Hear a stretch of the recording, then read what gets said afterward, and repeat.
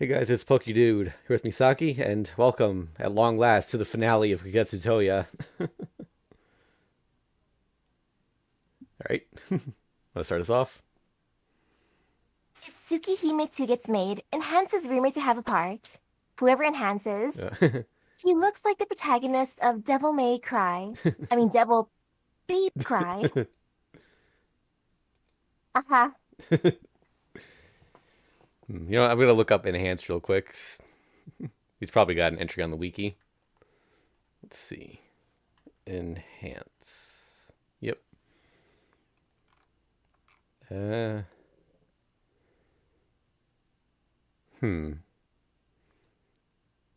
He's the 18th of the 27 dead apostle ancestors.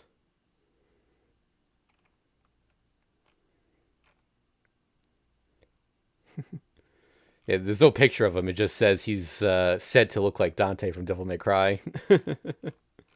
Ochi even has less of an appearance than Satsuki.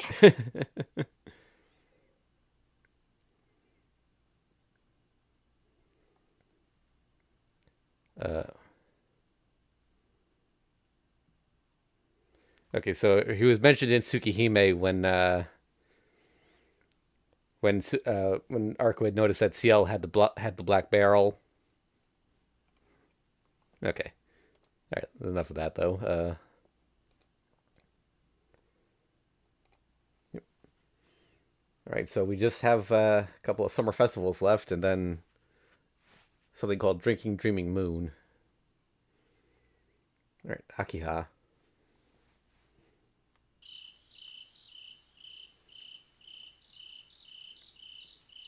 I could hear insects chirping.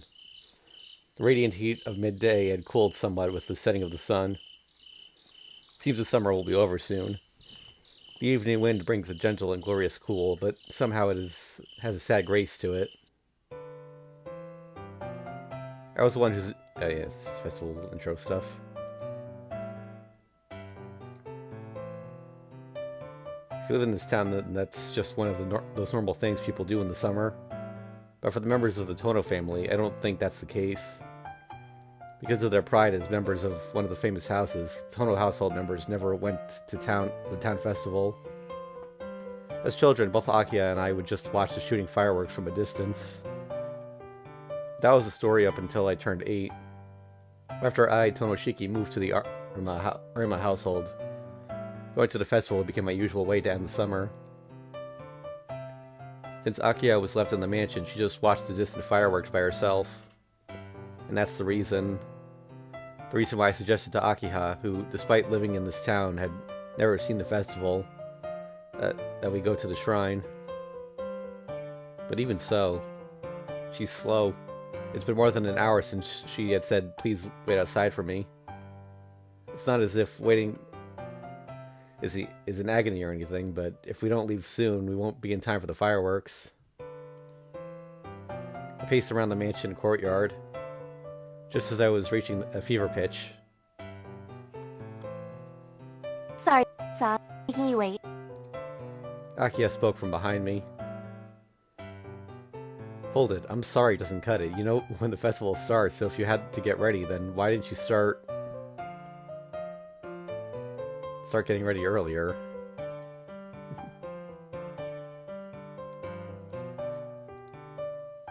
Yet?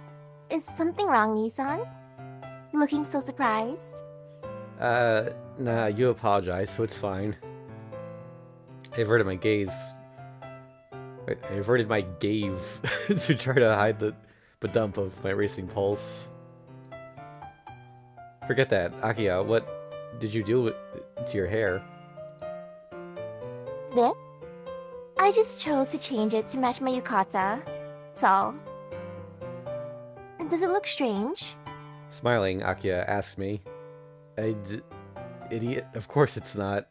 I started to shout, but I managed to restrain myself.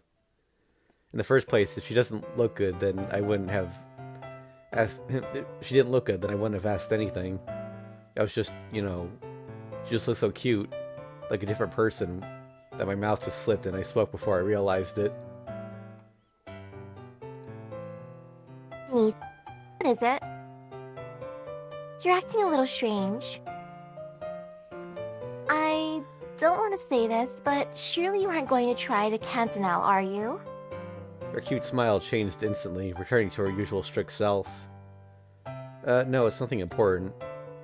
Just dazed a moment, that's all, so don't worry about it. Next to that, I could give a clear answer. Dazed, you say? Why were you dazed, Nissan? Isn't that obvious? There, I pointed to the sky. The sun had sunk halfway past the horizon already. Basically, during this season, if someone says dazed, then it usually has something to do with that damned hot sun I was trying to say.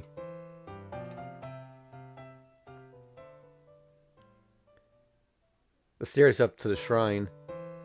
Around us flowed people heading like us towards the festival. Clip, clop, clip, clop. Akia's light steps. From the shrine ahead, we could hear the sound of music. A dry wind was blowing, slightly cooling my sweating body. A place like this in this town. I thought it was strange when I heard about this out-of-place plateau, though. Calmly, Akia climbed the stairs. Moving so unhesitantly despite this being her first time here is very like her, but unconsciously her steps lengthened. Next to that, I was panting slightly in my hurry to keep up with her. Hold it, Akiha. Slow up the pace a little. I called ahead to her. Akiha spun to face me. Out of shape, Nissan. It's because you never get any exercise that you're like this. Aren't you embarrassed to be out of breath just because of a few steps? Ha. She said that while she's even more out of breath than I am. Yeah, well, you really don't need to hurry that much, Akiha. If we're this close, we'll be able to see the fireworks fine, and the festival isn't going to run away, you know. I can understand that you want to get to the shrine as soon as possible, though. How childish. I gazed teasingly at Akiha.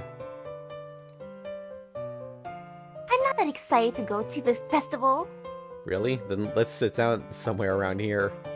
If all we're going to do is watch the fireworks, then this place is fine, right? Unacceptable. We will go to the festival together with you. I will go to the festival together with you, Nissan. Wow, Akia's really pumped up. Oh. Suddenly she realized what she just said. See, it's fine. No need to be so stubborn. Today's a festival, after all. We should relax and take our time to enjoy ourselves. Don't worry. Even if we don't hurry, it's not going to disappear. Humph. I know without you saying anything. Pouting a bit, Akia obediently descended to stand next to me.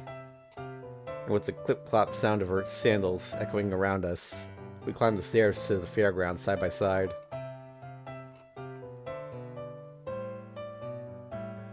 The grounds were almost a different world.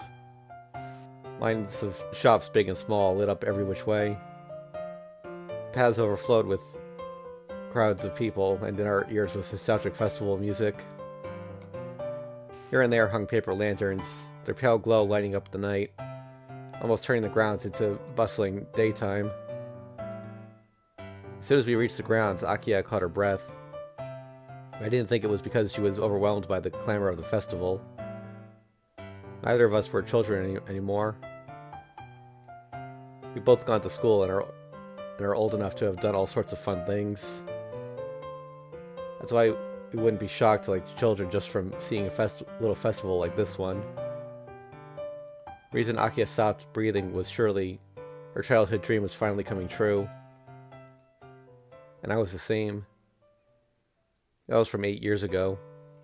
I and Akia and Hisugi and Kohaku-san. I wish that we could we could all go enjoy ourselves together at this plateau shrine was finally so late becoming reality.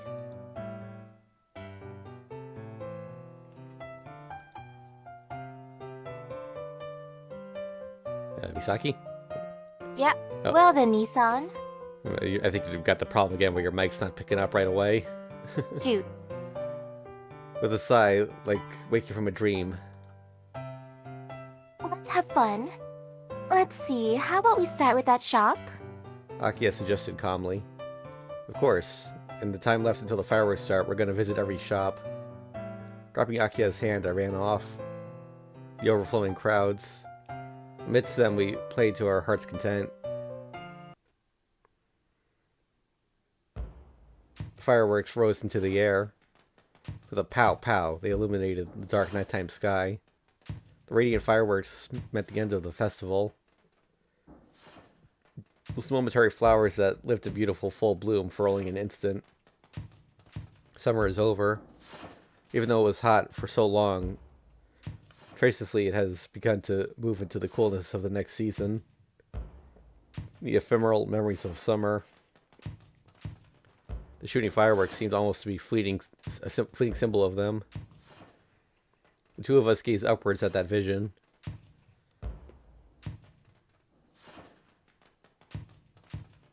Scary. Unconsciously, Akiya muttered. Scary? What is? Continuous flowers of fire. The end drew near, with smoke beginning to muddy the sky at each giant ring, as each giant ring died its glorious death. It's because I'm too happy. Today was so fun that I don't need tomorrow. Today was wonderful. Tomorrow will surely not be as nice, right? That's why, if I could, I would want today to go on forever. And that's scary. Akiya whispered. This happy moment and unease at its ending. It's because the best moments of my life are best because they can't continue for long. This is something I know well. That unease. Don't be foolish, Akiha. It's something I, too, suffer. Am I a fool? Yeah, happy times don't end. Even when they're past, they'll come again. Even if it's nothing more than another typical day. Even though the end of this festival means the end of summer, too. Because if the person you need is by your side, then your happy times can continue forever. That's right. That's because the one who taught me that was you, Akiha. Got it? If you want to be happy forever, then don't desire today to never end. It's never your own happiness. Is that what you want to say? I see. Well, now that you say it, I see that you're right. I really am a fool. She muttered. Slightly tired, Akiya stared up at the white puffs of smoke in the sky. And soon the festival's final moment had come. Grandly flying waves of fireworks. As if all of summer's events were being flung to the sky as tempestuous artificial flowers. Tempestuous. Showy fireworks are nice, aren't they, Nissan? Yeah, at heart you're fond of showy things, so I was sure you'd like them. I've taken a terrible liking to them. That's why I'm going to be managing next year's firework festival. Smoothly pronouncing that absurd line was my sister. Hold it, wait a second, Akiha. No matter how much you liked it, isn't that a bit extreme? Well, since that's decided, things might get a bit busy. Let's see. Are there any companies in the Tono group that produce fireworks? Muttering, Akiya immersed herself in some strange vision. Seems like next year is going to be crazy too. But, oh well, it'll be fun. Just like Akiya said, that as long as I'm there, she's happy. If Akiya's by my side, then I'm happy too. Just because summer is over, and this festival has ended too, doesn't mean there's anything to regret. It's finally time for the last firework. Looked up at it with a bit of envy. Once fired, it soon to be soon forgotten is the fate of that flower. But even so, that brilliant shining moment before it disappears must be a very happy time. And so, until next time, the festival is over, so let's part with pleasant memories.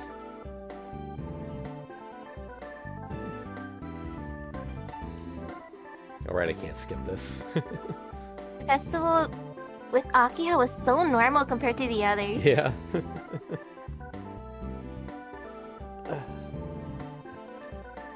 Yeah, I forgot to mention, we learned last week that Dawn, the last of the side stories, was actually written by the author of Overlord. Which is pretty cool. Super cool.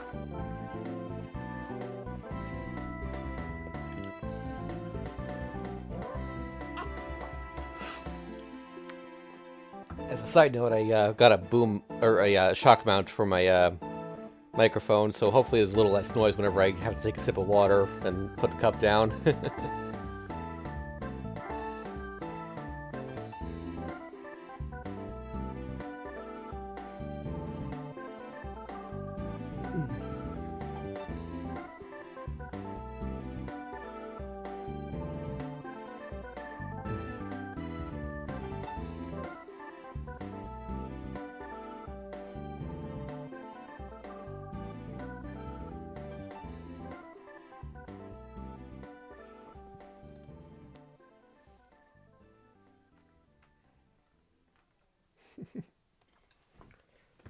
Why is this the only credits in the game that can't be skipped?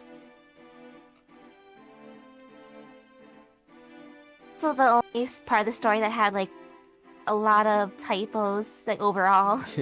The typos kind of come and go. Like I feel like some parts were proofread more than others.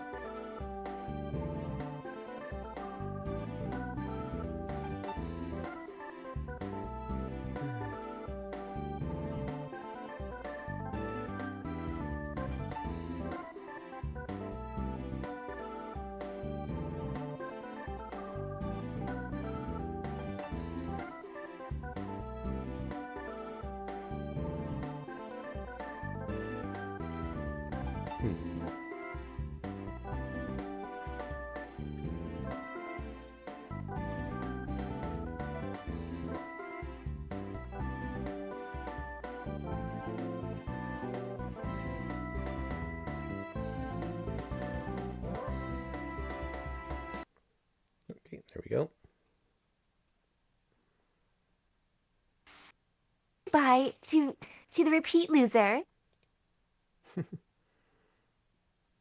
Wait, who's the loser? Good question. Alright, Hisui.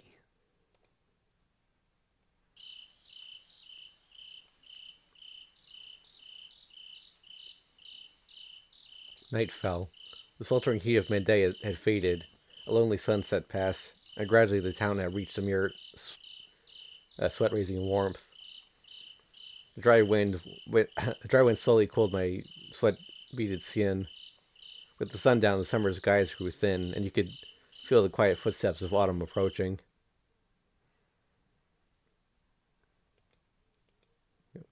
Fireworks intro, yep.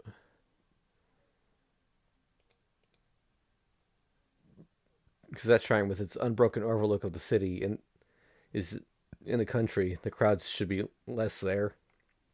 Even people shy Hisui should be able to unconcernedly enjoy herself there. Walking a causeway through the rice fields, from the distance we could hear the music of the festival band. However, it was not coming from before us, but rather from behind. Amidst the chirping insects and summer breeze, we turned our backs to the festival that had only just begun. Shiki-sama, even now it's not too far. Will you not go back? I can return to the mansion by myself.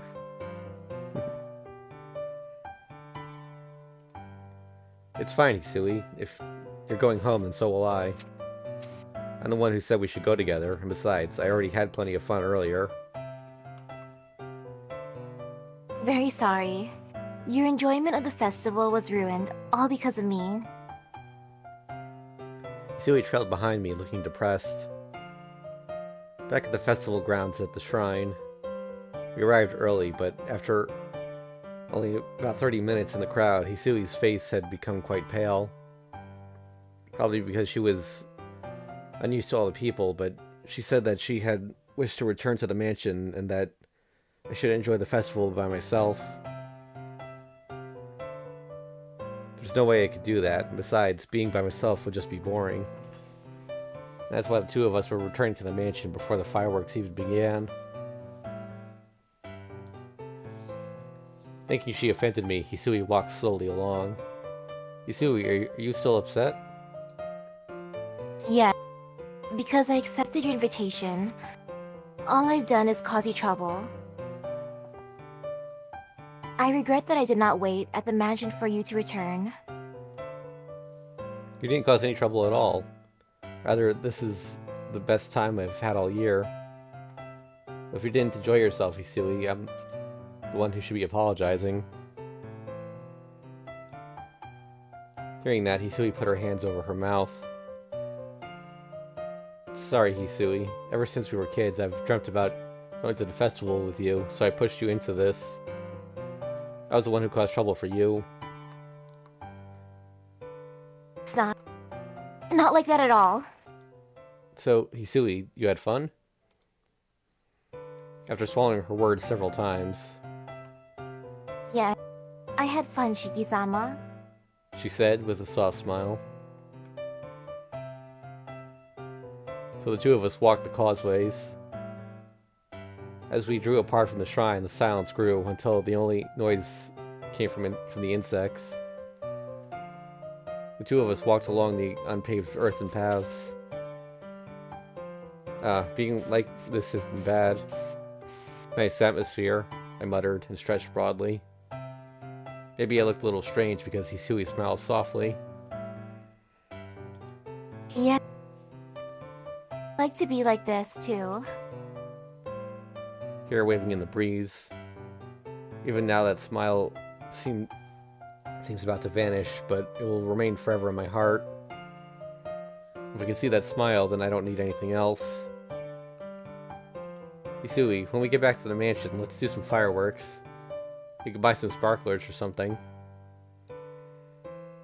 It's fine. But please refrain from using any strange fireworks. It would be terrible to start a fire in the woods on the estate. Don't worry. I won't buy anything that flashy. Smiling at each other, we walked down the road. Wouldn't it be great if this road went on forever? Looking up at the night sky, that absurd thought crossed my mind. Shiki-sama? What is it? Why have you stopped so suddenly? Huh? It's a little sad, that's all. Soon this road will end and we'll be back in town. Since it is a festival and all, I just wanted to stay like this a little longer. That's not what I meant.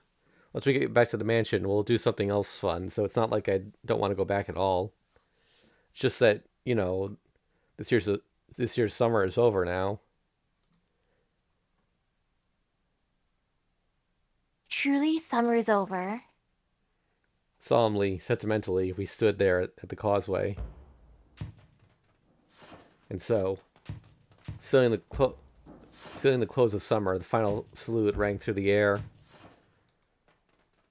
Wait. Hisui, look at the sky. The two of us together, surrounded by the soft, silent countryside, stared upwards into the heavens. My breath caught. Being right up close is really different from seeing them from town. All the many colors. The explosive bangs that shook the eardrums. The flowers of flame that rose into the dark of night, exploded, then faded away. The countless shooting stars. At one instant, like a red Milky Way. It's beautiful. Oh. Beautiful. All I could do was nod in response to Hisui's voice. Only this one night would the sky be dyed with flames. But even so, that one instant was so beautiful it would never not be forgotten. That false eternity that I'd come to see every year. Shiki-sama, Yeah, let's hold our festival here. We could stay here until the fireworks are over.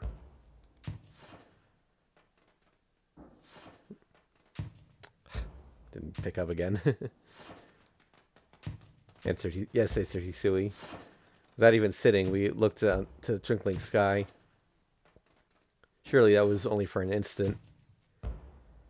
One twinkle faded, then another shining star, the same.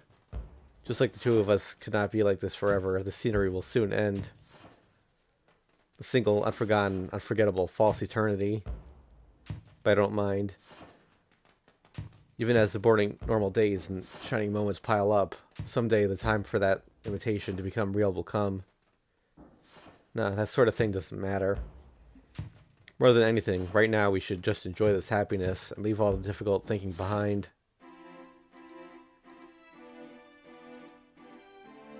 Ah, truly beautiful.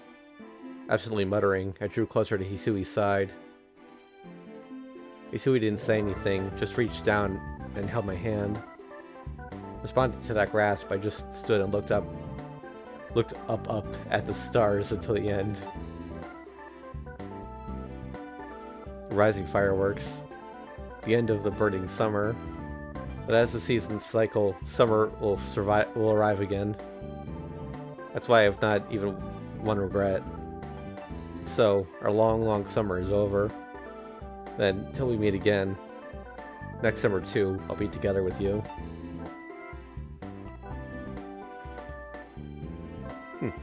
Hisui was the most, like, romantic. I do like how Shiki picks out a different festival for each girl.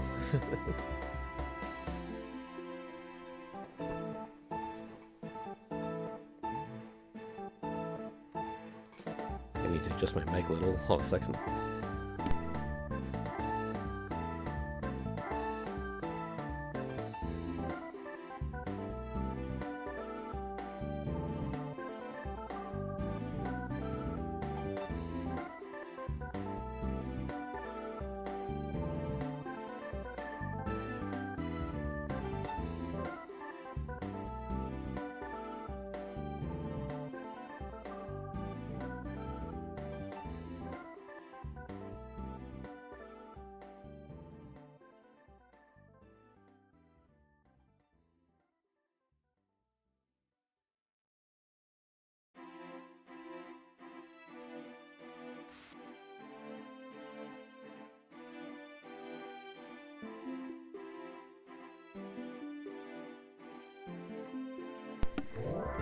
Since I got that shock mount, I had to change how my the mic arm is set up, and I still don't quite have it how I want it, but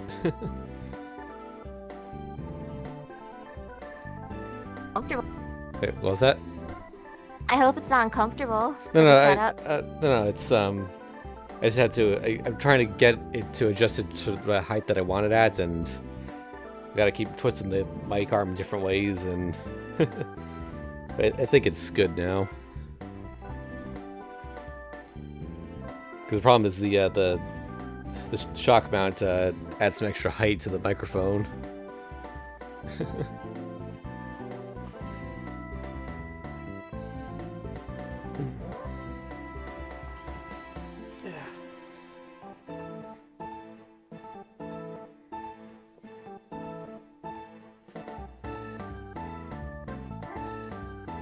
Okay. Huh.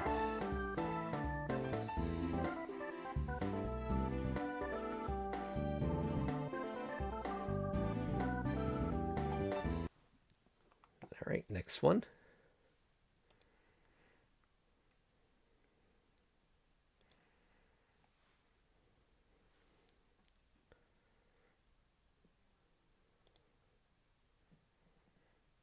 Andrew's novel recommendation of the day.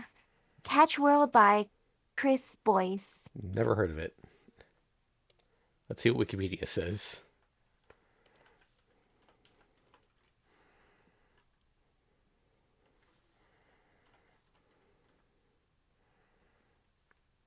Catch World, it said? Well, Chris Boyce has an article, not... a Scottish science fiction author.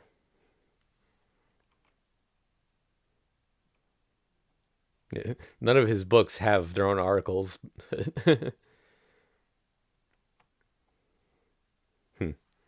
Alright, anyway. Alright, time for the last one. Kohaku.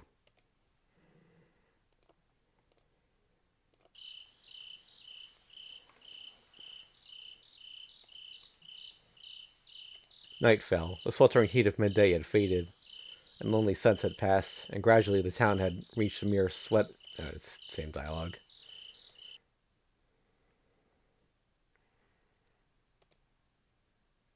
Tomorrow, let's go to the festival. Yesterday, I'd so invited the usually busy Kohaku. She had acknowledged with a smile, and ever since dawn this morning, she's been working hard. Of course, I helped with as much cleaning as I could. And finally, dusk, as the sun set, and it was time for the festival to begin. Thank you for waiting.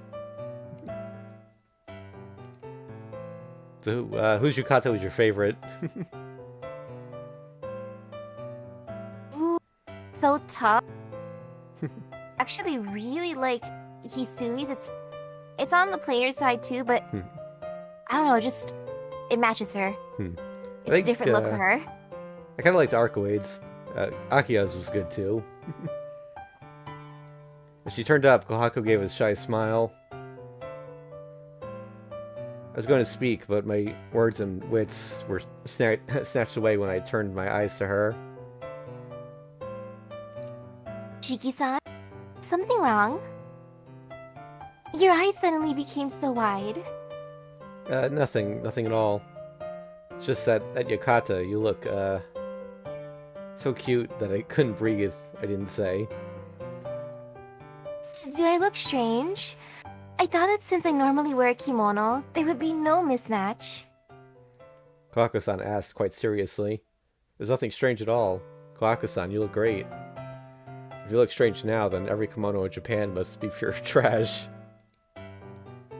Unthinkingly, I raised a fist in emphasis.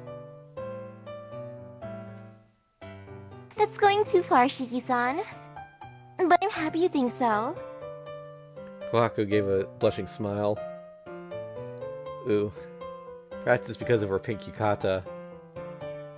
Because she normally wears a dull kimono, today Kohaku-san looks very young. Enough that calling her Kohaku-san seems somehow wrong. Shall we go, Shiki-san?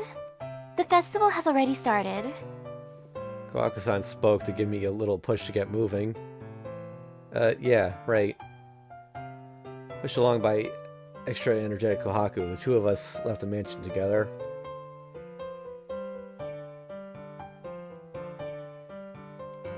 From the heights, we could hear the festival music. The long steps, the clip-clop echoing from Kohaku-san's sandals. The surrounding people, all like us, heading for the shrine. Reaching down from above was not only the sound of music, but also the murmur of the crowds and smells of food. Seems like there's still some time till the fireworks begin. In other words, the festival has only just begun. Shiki-san, is this the first time you've been to this festival? Nah, ever since I went to the Arimas, I've come here every year. Well, it was usually Miyako-chan's charm, so rather than a festival, it felt more like a war. So, this is the first time for me. I've actually been to the festival itself twice before. Today is the very first time I've been able to go inside. On top of that, I'm together with you, Shiki-san. I'm so happy. There's nothing else I could want. Kohaku-san's voice was lively. I see. Well, then, today I'd better properly escort you, Kohaku-san.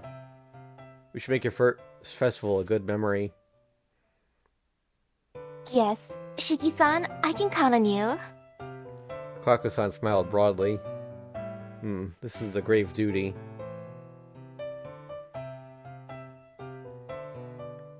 The grounds were overflowing with people. Lined up before the shrine were 40 shops and densely packed flowing crowds. The festival night was lively, so much so that unless you shouted, no one would hear your voice. Kawaku-san, what do you want to do first? I called to Kawaku-san, who stood by my side. Side Shiki-san. But I want to try some cotton candy sometime. Okay, then follow me. I pushed my way through the crowds. With the tap-tap-tap of her sandals, Kawaku-san followed. And so Kawaku-san and I explored the shops together.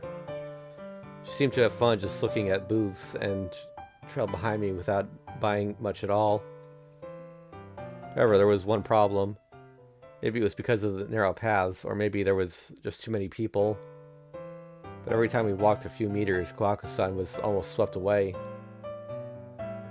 Even so, she seemed to be having a great time. Smiling all this time, but occasionally letting out a childish wah or kya of excitement. Looking happier than I'd ever seen her before. Shiki-san, I have a favor to ask. Kawaku-san pulled up against me so I could hear her. Yes, what is it, Kawaku-san? Yes, Shiki-san, can we hold hands? Red-faced Kawaku-san asked for something that I should be begging for. I could tell in my own face I turned red.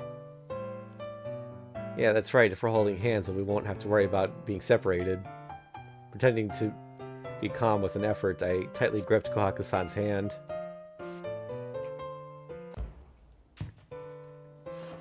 Then the fireworks rose into the night sky. Behind the shrine on a plateau overlooking the town, Kawaku-san and I stood looking up at the sky.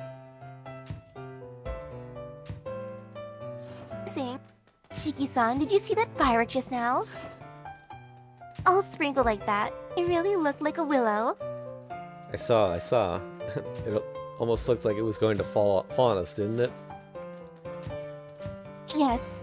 It was so pretty, it was almost scary. So she said, but the fireworks weren't the only beautiful thing. Even while watching the fireworks, I was always watching Kawaku-san's smiling profile at my side. Shiki-san? What is it? Why have you suddenly fallen silent? Do you feel ill? She seemed worried, and I shook my head to indicate no in response. It's nothing, just a little regret. If you were going to be this joyous, then I should have taken you all sorts of places even sooner. Summer's already over, so it feels like almost too late. I said shamefully. But my words... Saying, it's not like you, Shiki-san. Kawaku-san brushed him off with a smile. Certainly, summer is over. Isn't that unimportant? After summer comes autumn, and after that is winter. But if it just has to be summer, Shiki-san, then, well... After a while, the next summer will come again. As Kawaku-san spoke, pow, an especially large firework exploded. Shiki-san, it's a star mine, a star mine! Look. Placing both hands on my cheeks, she forcibly turned my head upwards. And there I saw the same PNG we've seen all the other ones. Beautiful firework falling. That certainly would have been my loss to miss. See, isn't it pretty? Since we did come to see them, not watching would be rude. They're over in an instant, so if we don't remember them, then it would truly be a shame. Kohaku smiled. That smile was truly innocent, and it was obvious that she was just enjoying every instant of the festival from the bottom of her heart. Yeah, that's right. If you're going to disappear soon, then... Right, if you don't enjoy to your heart's content, leaving no regrets, then it truly would be a waste. Ah, that's exactly right. If you have the time to regret what is past or what is to come, then it's a waste to not enjoy the present. Even as the fireworks stop, the festival ends and summer changes to autumn. As long as we exist, the time for us to meet again will come. I lose. Staring up at the falling fireworks, I absently muttered. Excuse me? What did you lose? Isn't it that obvious? If there's anything to have lost to, it'd be either this blazing summer or the one by my side. Yeah, I really love you, Kaku-san. This person who will both chide me and forgive me, all with a smile. Kaku-san caught her breath and was silent. She's not used to anything like this, so being told my feelings so plainly launches her into blushing confusion. And that's one main reason I always lose to her. Kaku-san, since summer is over, where should we go and what should we do next? I started to ask, but closed my mouth. Pow! A giant flower appeared in the sky. Summer isn't over yet. In an inaudible voice, I said, for everything that's happened and for everything yet to come, thank you. And so the story ends here. It's not that the curtain has fallen. There's so many new moments to come, and more happy times left to build. Even when the festival is over, things go on. So, in the morning, when you open your eyes, a brand new day will be waiting.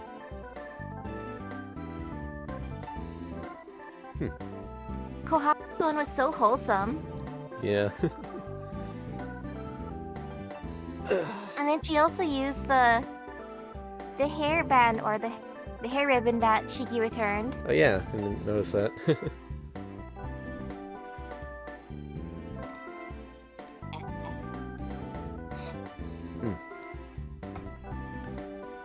So I believe accessing the remaining scenes is kind of weird, like they're not on the menu. You have to go to unusual spots for them. Tricky, why'd they have to hide it?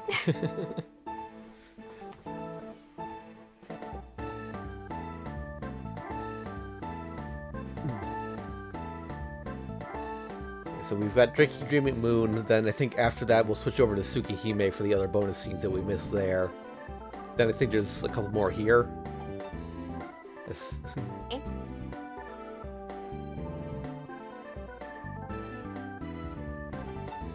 Actually, I should get Tsukihime ready just so we can switch over quickly when we get there.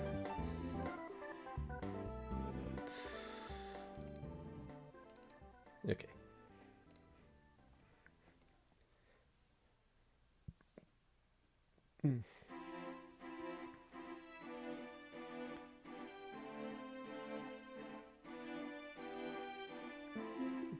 Interestingly, OBS treats Tsukihime and Kagetsu Tohya as the same executable, so I don't need to switch scenes or anything. If I just close this program and open up that one, it'll capture automatically. Easy.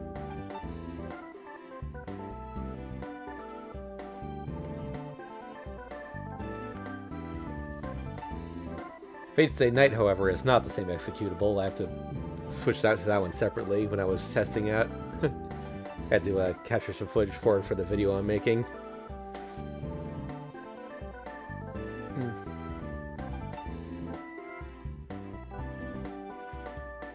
That one's going to be quite the adventure, because I think it's as long as Tsukihime and Kagetsu Tohya combined.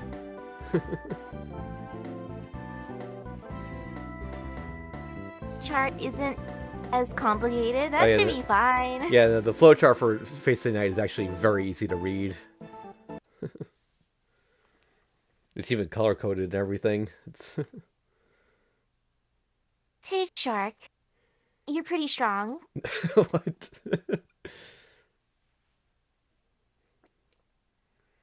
Okay, so I believe it's somewhere in the over here.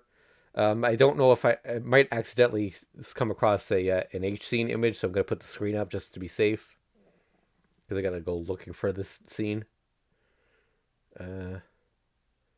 Dream. Yeah.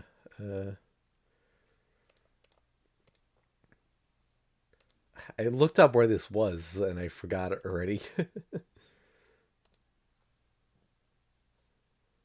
Am I wrong about it being here? Contribution illustration. This might be it. Hey, we actually got to look at these.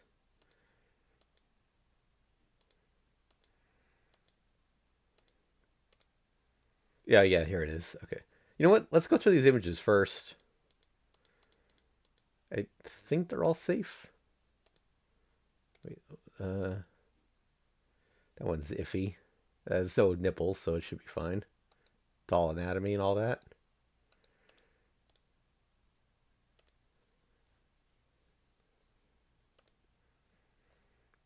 Yeah, I'm just quickly skimming through these for any nudity.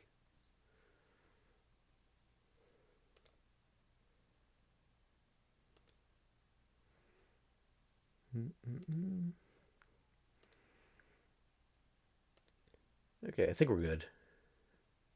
Okay, screen down. Yeah, so these are special illustrations that were drawn by guest artists, apparently.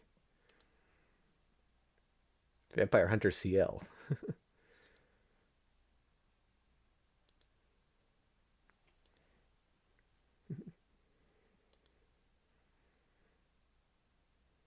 Bah.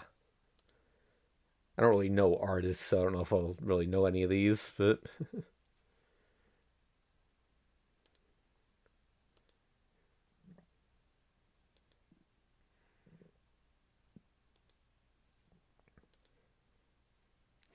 can barely see that one on the capture.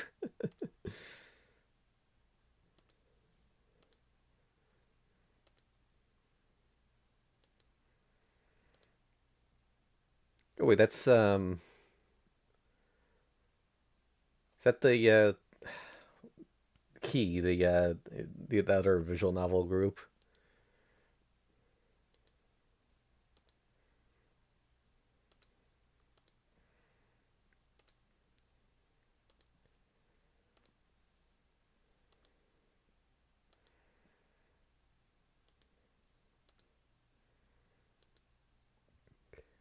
I gotta say, some of these are kind of amateurish.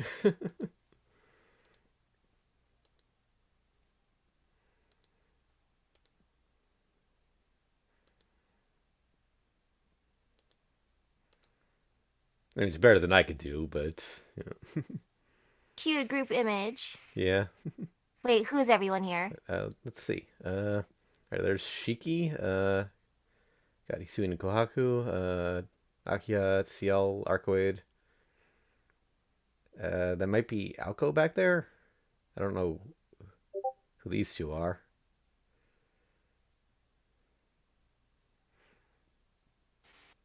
Hmm. Dang, poor Arihiko. He wasn't invited.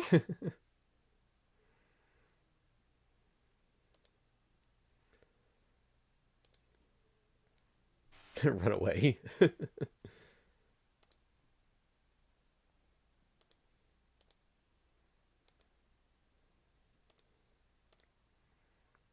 It's a stat sheet.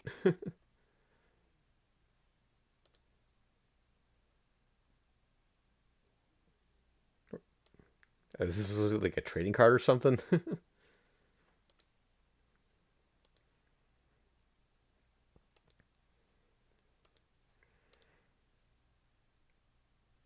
Hmm. Oh, wearing a different yukata this time.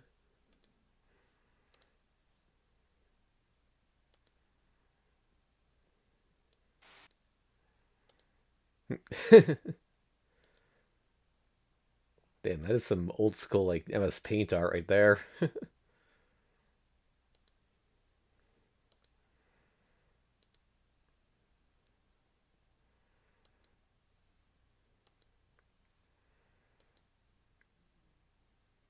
Arihiko.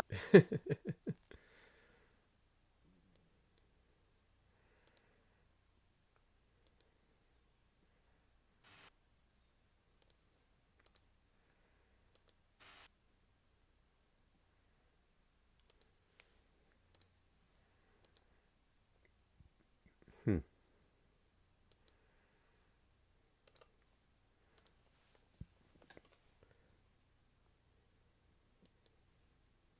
Oh, another group shot. Like, Who's the blonde one? um, not sure. I see Nero, Yeah, and is that the sensei? yeah, that's Alco. Yeah, Like, you see Kohaku's face is here. and Akiha with the dog. Oh yeah.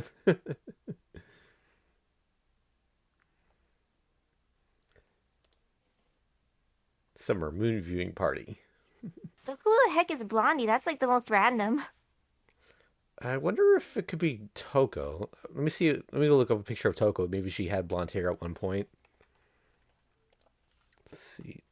Toko Aozaki. Uh,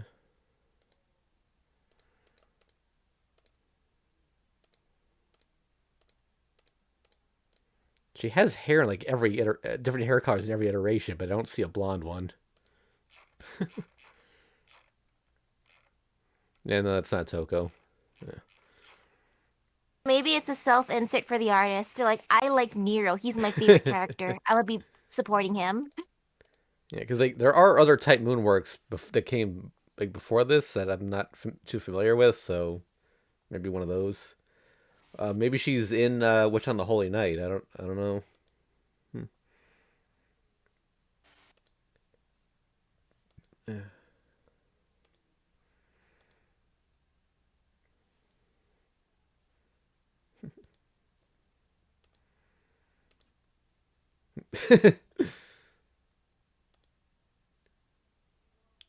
Hoping for a gift from the Crane game.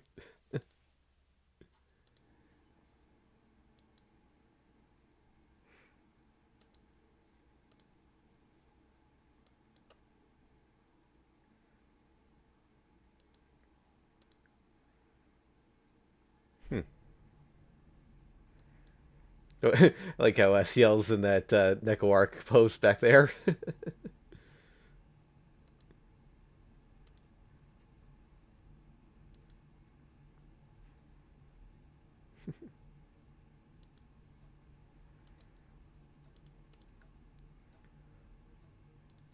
Oh. Like how Akia's biting his neck.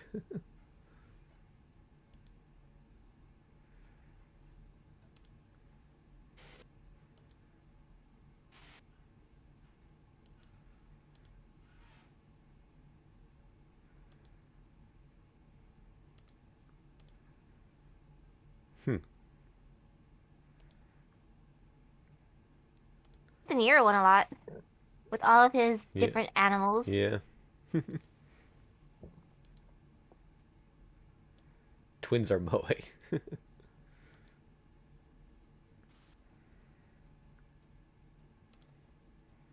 Cat princesses.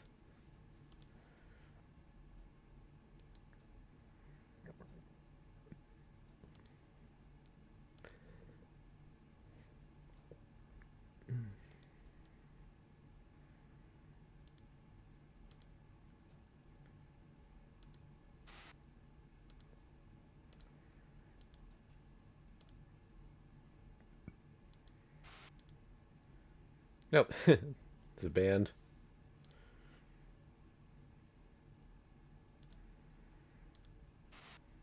Let's see. This evening the moon is beautiful because together with you and so on.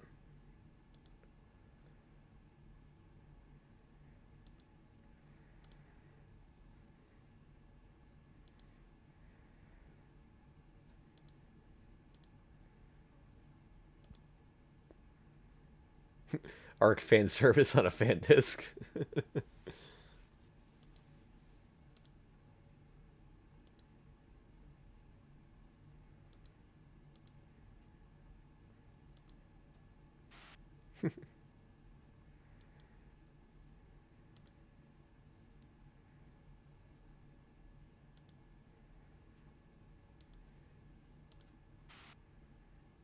Oh, nice.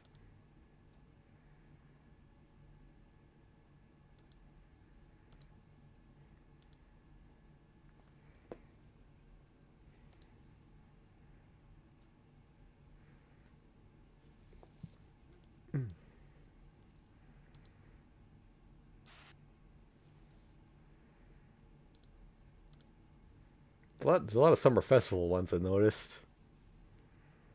It's how Shiki's the only one not dressed up. Yeah. I mean, those are casual clothes for him. You know, they,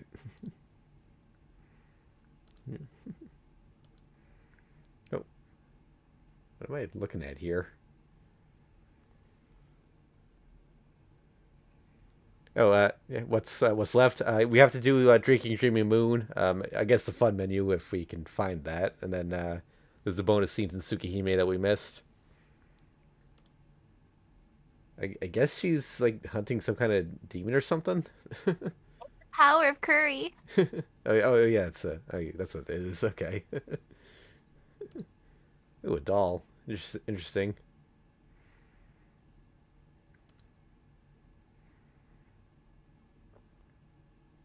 Hmm.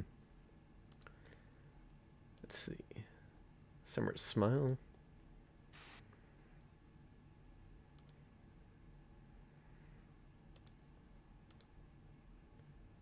Okay. He's cleaning Shiki's ears.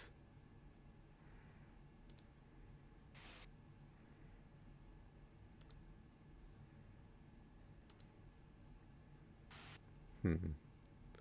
But wait. That's Relayan. Why is it in Relayan?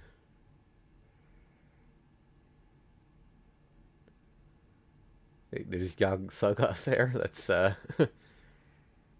That's the Eldritch horror that Abigail is fused with.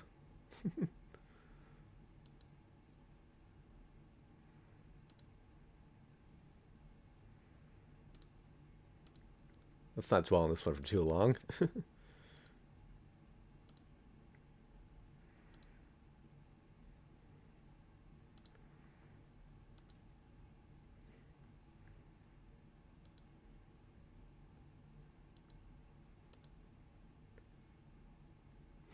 Just a straight up pencil drawing, huh?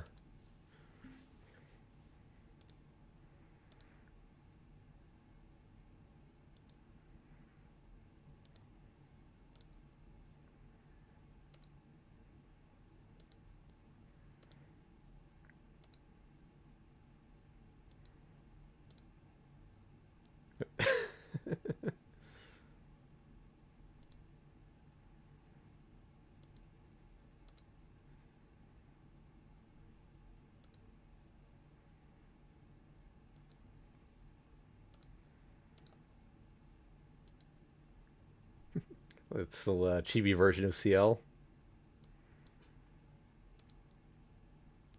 What's going on here? Just the chick's head. I can't read this, but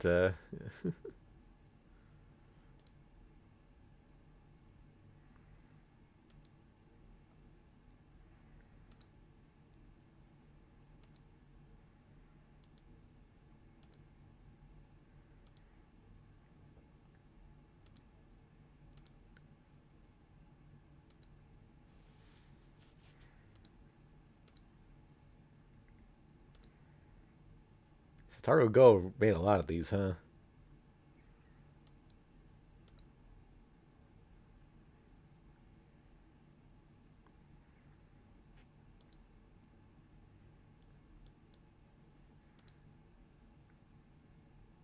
Hmm.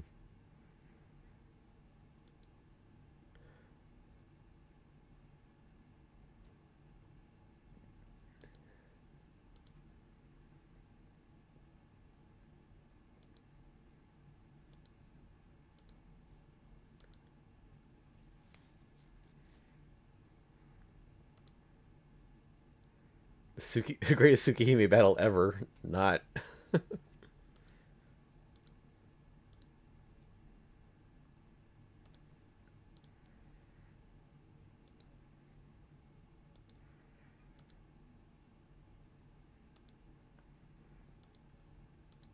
Hmm.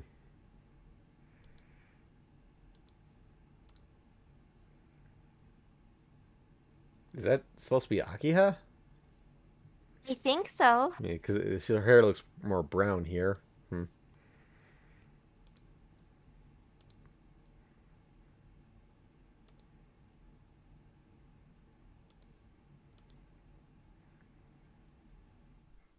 Just drew on his face.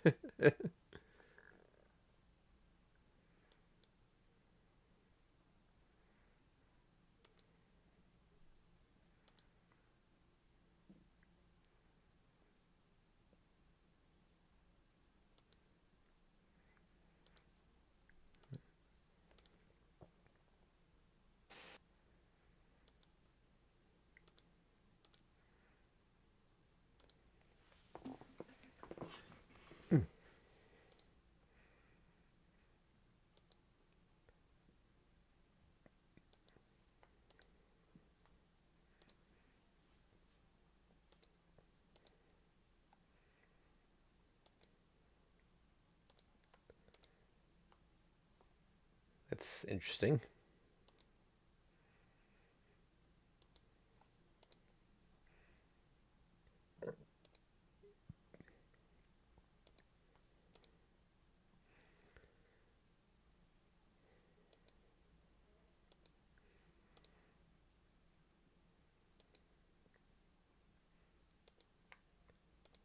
All right, last page. Alkid.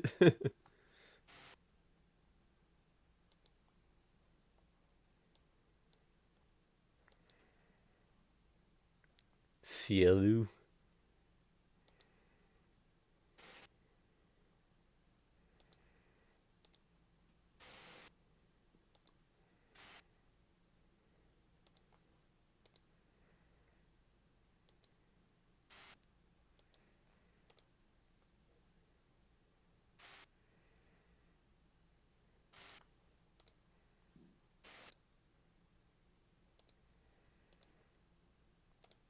Early look at oh, Eclipse of the Future. Nice.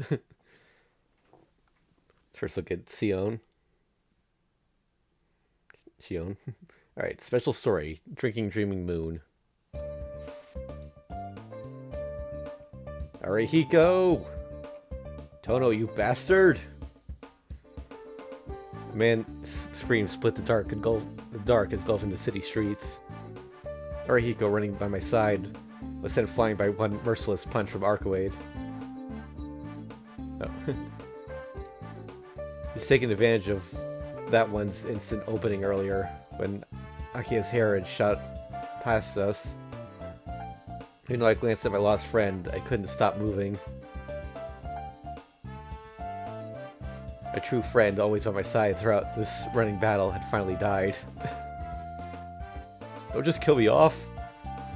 Your sacrifice won't be in vain, Arihiko. Wiping tears from my eyes, or pretending to, I ran faster. I can't let myself be caught by them here. If I am, then I'll be like everything else. It'll be like everything else. There's already been too much love comedy crap. I won't take any more of this. I'm gonna sit down and have a nice quiet cup of tea on the veranda. I will. I want to have one day, all day, just quietly sit around trimming my bonsai. For that goal, even if it costs me everything, I need to escape those girls. But I've already lost my hiding place at the Inui house. Lost my human shield as well. Even so, I kept running. My will is firm. What the heck is going on? Damn it. It's the festival disc. They say, as if that's a reason to go crazy. Even while cursing, I didn't pause in my surveillance of my surroundings. For the moment, I don't see anyone. Tonoshiki dropped limply. My body felt heavy, and my heart beat like mad. All the fatigue from having run all the way here from the town pressed down on my heart. My surroundings were quiet, but I could feel my own labored breathing crush that silence. I looked around again. Now that I was looking, I could tell that I was back at the Tono Estates. This was a small plaza near the edge of the Tono Mansion grounds. Without thinking, I came running to this place, filled with memories of my childhood. The winds of autumn blew lightly past me. Looking up while trying to catch my breath, I saw the perfect circle of the full moon sketched against the night. Light filtered through the trees, casting specks on the ground. The season is already autumn. While some traces of summer remain, preparations for the winter have already begun. a melancholic season. These festival days have finally begun to flicker in the shadows of their ending. Drinking Dreaming Moon.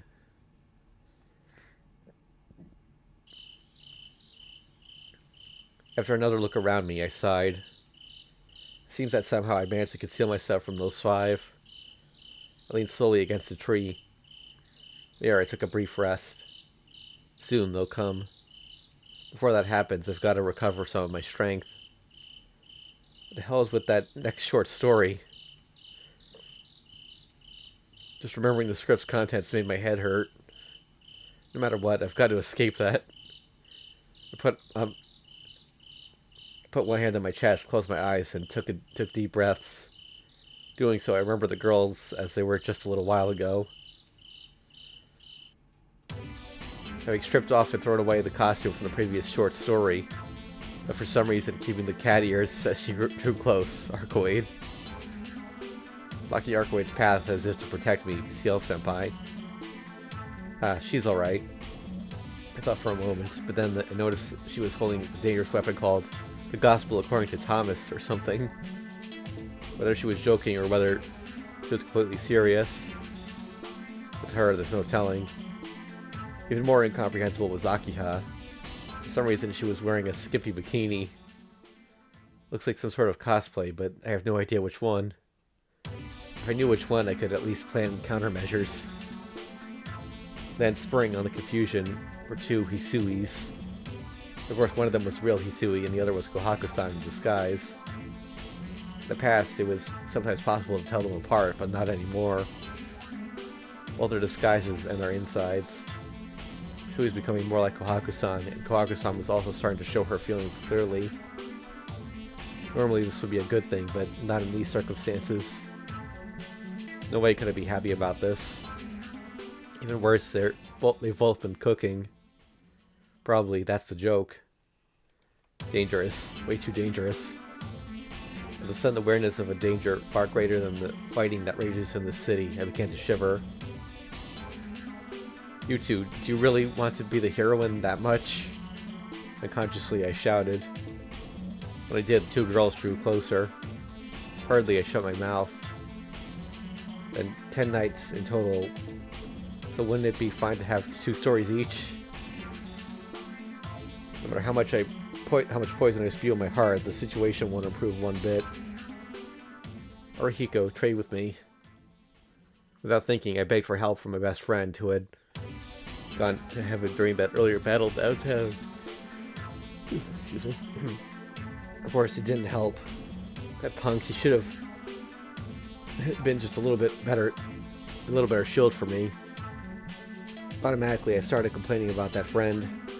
But no, that didn't improve things one bit either. Really got to start thinking seriously about my next escape route now. Can't use Arihiko's house anymore. Because they just fled from the city, the school buildings might be an unexpected good place.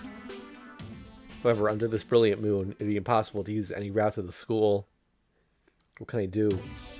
Should I believe that hide in plain sight cliche and try to hide right here? There are multiple people here with animal-like instincts, so I should try to come up with a real plan. Rustle. A sound? Crap. Cheeky! No. An instant's delay in judgment was fatal. Still wearing the cat ears and acting very happy, Arcoade dove at me from the side. Damn. I attempted to twist aside, but my tired body wouldn't move as I wished. Thunk. Thunk. Just before Arcoade's hands reached me, the scripture drove between us as if to ward off her hands. I brushed my hair as it passed, and for some reason I got a whiff of something burning. Right after, a dark shadow dropped before my eyes, facing Arcoade. Senpai. Huh? We'll be done in a minute, okay? For just a second, as she flashed a smile at me, Senpai was incredibly beautiful. It's just, that smile shouldn't go with the weapon she was holding. I automatically took a step back. I'm right. Saying only that, she slowly turned her face towards Arcade. Her pink tongue slowly slid across her upper lip. Senpai, there's no portal out right now. The title of this story made me think it was going to be like just kind of a calm, wholesome moment, not this like slapstick nonsense. During my distraction, I'd taken one step, then another back. Glanced to the sides. Unfortunately, there was only one path left open for me. Nothing to do but flee towards the mansion. Summoning my strength, I ran off as fast as I could. Chiki-sama. My body, which had started to flee again, instantly froze. I heard two of Hisui's voice in perfect harmony. I couldn't help but sigh.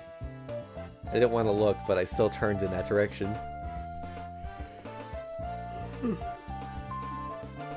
Sure enough, two Hisui stood there. Furthermore, each of them was holding forth a platter overflowing with strange things that were definitely not food. Should I run? No, of course I'll run, but where to? Boom. Bam. Screech! From behind me, as if to mimic my thoughts, came the disturbing sounds of battle. The Hisuis took another step, closing the distance. Sliding forward, they came. Pushed back by their spirit, I slowly backpedaled. Thump. My back ran into a tree. I couldn't retreat anymore. Stop, Hisui. Stop making those eyes. Or rather, both of you, please stop looking at me like that. Do I really have to eat that? If I eat, you'll stop, right? If I eat? I finally surrendered. But somehow having it turn out like this gave me somewhat refreshing feeling. I don't have to run anymore. I can just take a nice nap. Actually, just fainting though.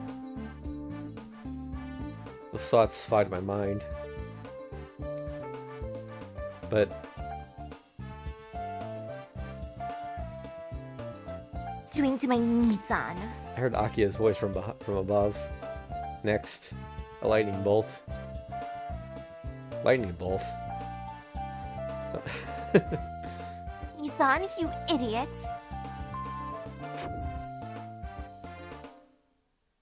As my consciousness faded, the last thing I saw was a demon girl wearing a tiger stripe bikini. So that was your cosplay, huh? Oh, it's Lum from Ursa Yatsura.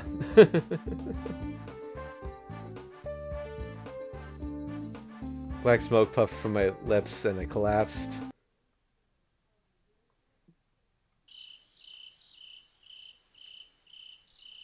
Huh? I woke up in the same place. A dream? Don't tell me it was all a dream.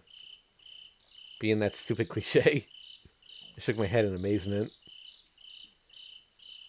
A look around revealed no signs of anyone else, just me sitting in the middle of a clearing. Seems like I fell asleep during the rest break. If I don't run, I thought, but because of the weariness permeating my body, it was just too much trouble to move. I looked up at the moon. The moon shining was as beautifully as always. Light gusts of wind coolly caressed my face as rustled the leaves of the trees. I don't know why, but my heart felt calm. It's already been a full month since the start of the festival period in mid-August. Ever since then, I don't think there's been a time I felt this restful in my heart. It had just been one crazy event after another. Amidst this quiet, those days seem so very distant. It's not that I dislike that sort of tumult. Arcoid's innocence, Akia's jealousy, Seal Senpai's kindness, Kawaku-san's smile, Isui's dedication. I love them all, and I think they love me as well. But just a little. Yo, Shiki, what are you doing here? Not with the others today? A familiar voice reached my ears. I opened my eyes and looked. Straight ahead, at the edge of the clearing, there stood a one-time murderer. Oh, I thought it was Arihiko. Calmly standing there, long-haired in archaic kimono-like clothes, waving in the breeze. Oh, it's you, huh? Somehow the moon just seemed so inviting. Thought I'd sit here and treat myself to watching the moon. It wasn't the real reason, but to try to be witty, that's what I said. That's right, today there really is a nice moon. Really, it'd be terrible to waste a night like this. He looked up at the sky when he spoke, then narrowed his eyes. You don't smell of blood today, I said, looking at him. Idiot. It's not like I'm always killing things. He chuckled softly. Kimono fluttering, he slowly walked closer. This was someone I should have been wary of, but for some reason I just didn't feel that way. And quit it with the "it's you" stuff, will ya? After I took all the trouble to come see you today. Finally, his feet stopped. He'd arrived before me. Something was different about him, I realized. Ah, sorry. I'm glad to see you. Me too. Glad you're looking good, Shiki. Finished with the courtesies, he sat heavily. Hey man, that's one depressing mug you're wearing. Oh, he said with a little smile, gazing into my face. You want some too? You want some too? This time he held out a bottle and 2 cups. His expression changed into a full smile. Yeah, I'll have some. A drink to the moon might be just the thing. Drinking isn't really my thing, but for some reason today I felt like joining in. Oh, you said it. He handed a cup to me, then began pouring. Blub blub blub. Thanks. Now let me. Taking a bottle, I filled his cup this time. Don't spill any. Strangely stingy. Was he like this way back when, too? Unintentionally, I smiled amusedly. Disturbing punk, ain't ya? Oh, that's enough. Man, really, don't spill any. I righted the bottle and capped it. Placing it to the side, I took up my cup. Then, shall we toast? Rolling his eyes like a child, he asked. Oh, sounds good. What do we toast to? To you and me. As he spoke, his eyes narrowed in amusement again. A truly gentle smile. Am I smiling like that too, I wonder? To childhood friends. To true friends. Cheers. Clink. We touched cups. A reunion. That's right. This is a reunion. Little reunion ritual between 2 young men that parted 8 years ago. I'm really glad to see you again, Shiki.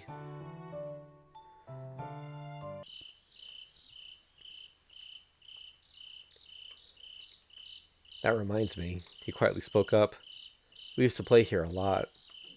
Nostalgically smiling, he looked around. Here and there, this place was full of memories. Cherry blossoms of spring, the heat of summer, falling leaves of autumn, snows of winter too. Together with him, Akiya and Hisui, there were so many memories of the 4 of us here. Opening half-closed eyes, he turned toward me. Hey, what? Is everyone doing okay? Everyone. Me, Akiya, Hisui, probably Kohaku-san too. With a smile, I answered. Akiya has become more cheerful. Heh. Lately, for better or worse, she's gotten some friends her own age. Always yelling at each other. That's a first for her, right? So, she's made some friends. That's great, Shiki. He reached out one arm and smacked me, bam, bam, on the shoulder. Ow, ow, ow.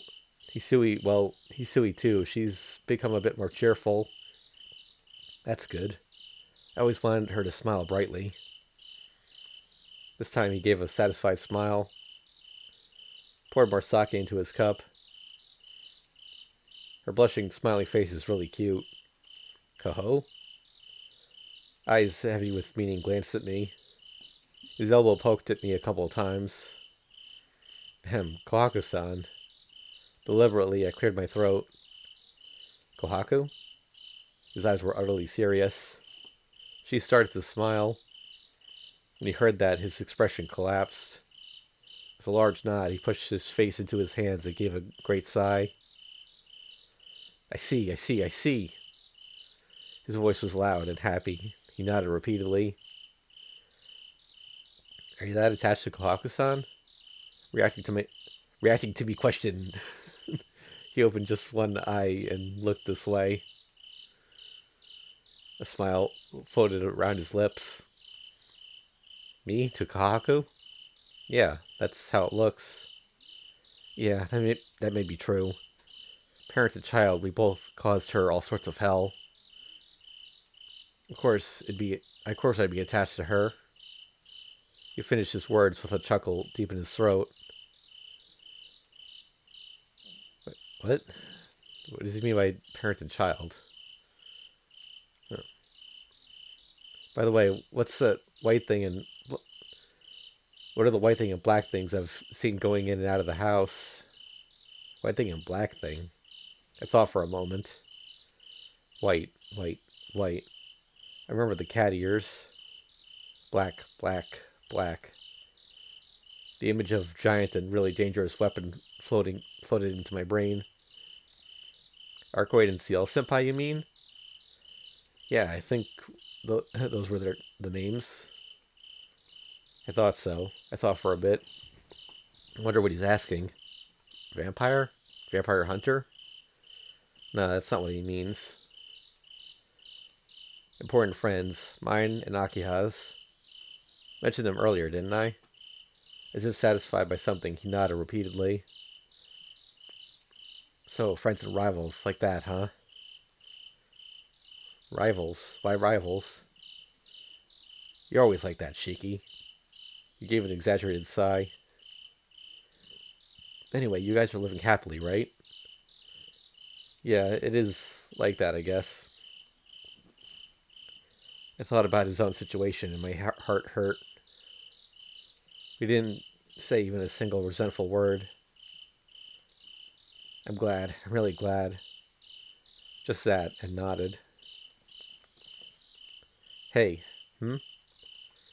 Sorry, what for? Oh, he poured himself some more sake. Before we talked about old friends, right? Oh, that. The image of him drinking coffee and talking about old times overlaid his current image. That's right. I remember talking about that once. That guy had to say it. He never had anything of his own. So he looked like he never wanted anything. That was terribly aloof. Although aloof is just another name for lonely. That's why I couldn't help but worry about him. I think he said something like that. That I was wrong. Sorry. He gave an embarrassed laugh. However, now I was thinking, where exactly was you wrong? Why, idiot? Think about that yourself. Again, he chuckled. Now I remember, he'd always been like this. He was never the type to give you everything. That's why I always liked him.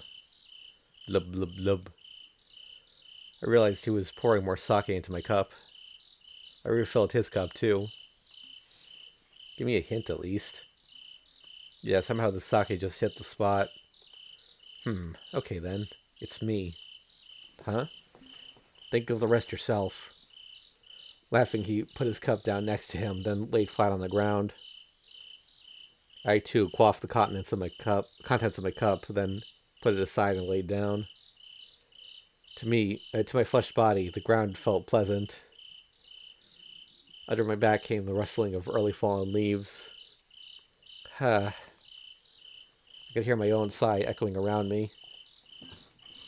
Looking up the whole wide starry sky. What's with you? That's depressing. He laughed. I too started laughing. Why? I don't know, but it was funny. Together, laid down, we laughed. Don't know why, but I just couldn't stop. Why are you laughing? You're laughing too. A little while, we just kept laughing like that.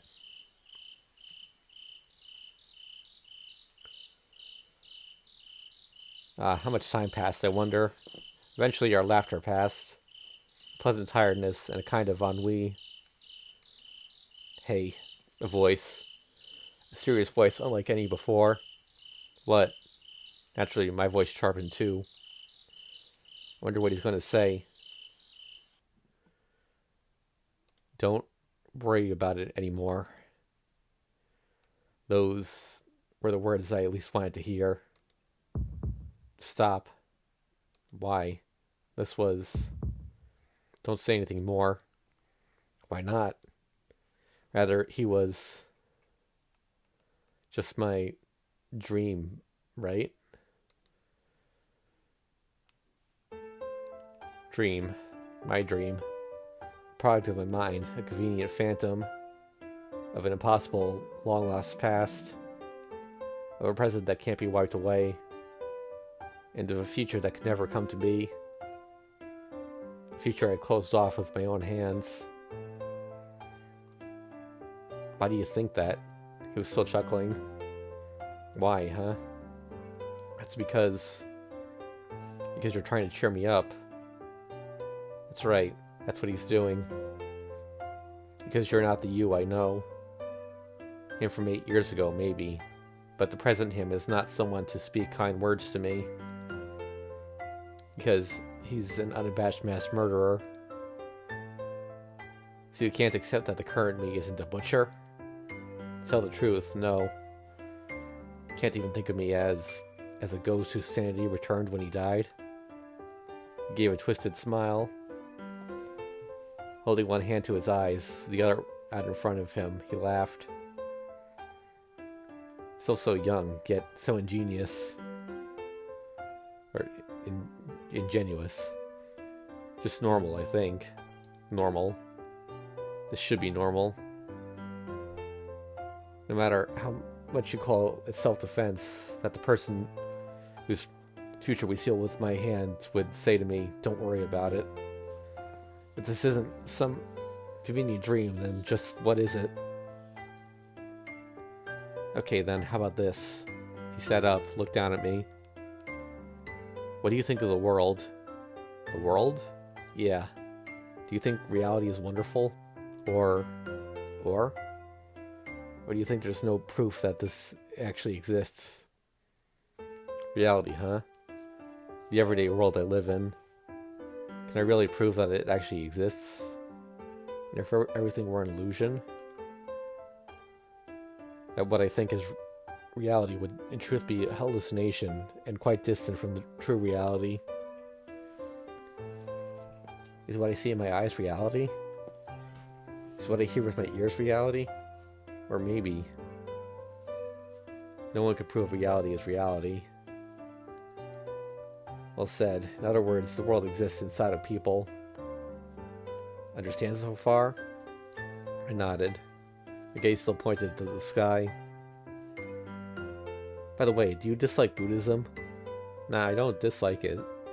I don't dislike it, but don't particularly like it either. But our Japanese usually don't think about religion much. As long as it doesn't hurt them, right?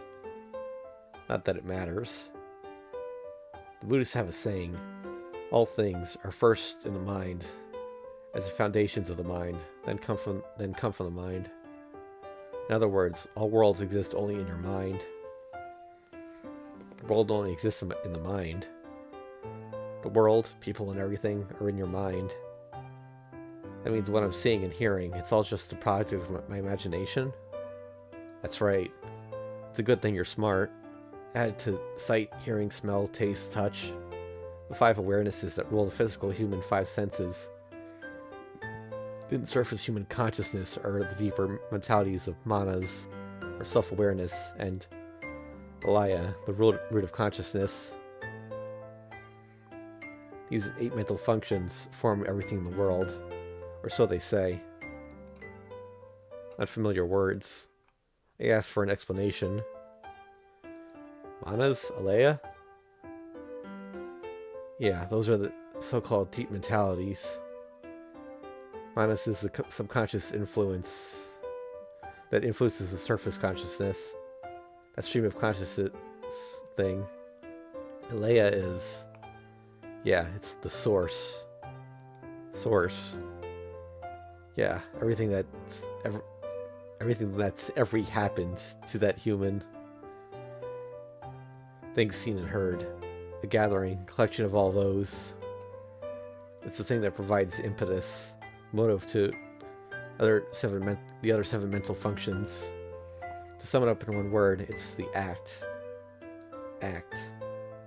Of course, those 8 functions don't have a fixed shape. They interfere with each other, and each situation shapes the ones after it. Right, then something seemed to flicker in my heart. If one's heart is formed like that, then... inversion impulse. The thing that inverted him was his own... That's right, Shiki. What was inverted my heart was, most likely, Alea. Inverted Alea. Inverted acts. Remaining 7 unchanged, only their impetus inverted. And those 7 were dragged along. All those mental functions formed the next act. And that act was, for him, there was no going back. I see. You understand? Yeah, I understand both this world and you. But I still don't know if you're the real you. I understood that everything might be a dream. I understand what happened to him, too. But I still don't understand why this present him would appear. Even this, he is a real thing. Should he still be that murderer? Damn, you're slow. He ran his hands through his hair. Then he gave a single sigh. Did you forget about your own eyes? Eyes. The mystic eyes of death perception. Those eyes that can see fate, especially a fated death. And the power to substantiate the final result. Eyes that see death won't see anything, right? If her eyes were truly mystic eyes of death perception, then yeah, that'd be true. Oh. He closed one eye and looked at me. Have you ever thought that? Makes sense, doesn't it? Opening his closed eye, he waved his hand and stood. Because you are your eyes, and because they've been exposed to death for so long, you've gained the ability to substantiate the very concept of death. Because of that exposure to death, that to me, that is, my eyes can understand death. In other words, my eyes aren't strictly the mystic eyes of death perception. Yeah, come on. You've seen Akia's hair, right? Akia's hair. The hair that can absorb anything. That crimson, far deeper than merely red. Crimson hair. Yeah, I've seen it. Your eyes are originally eyes like that. That's something you should be saying, though.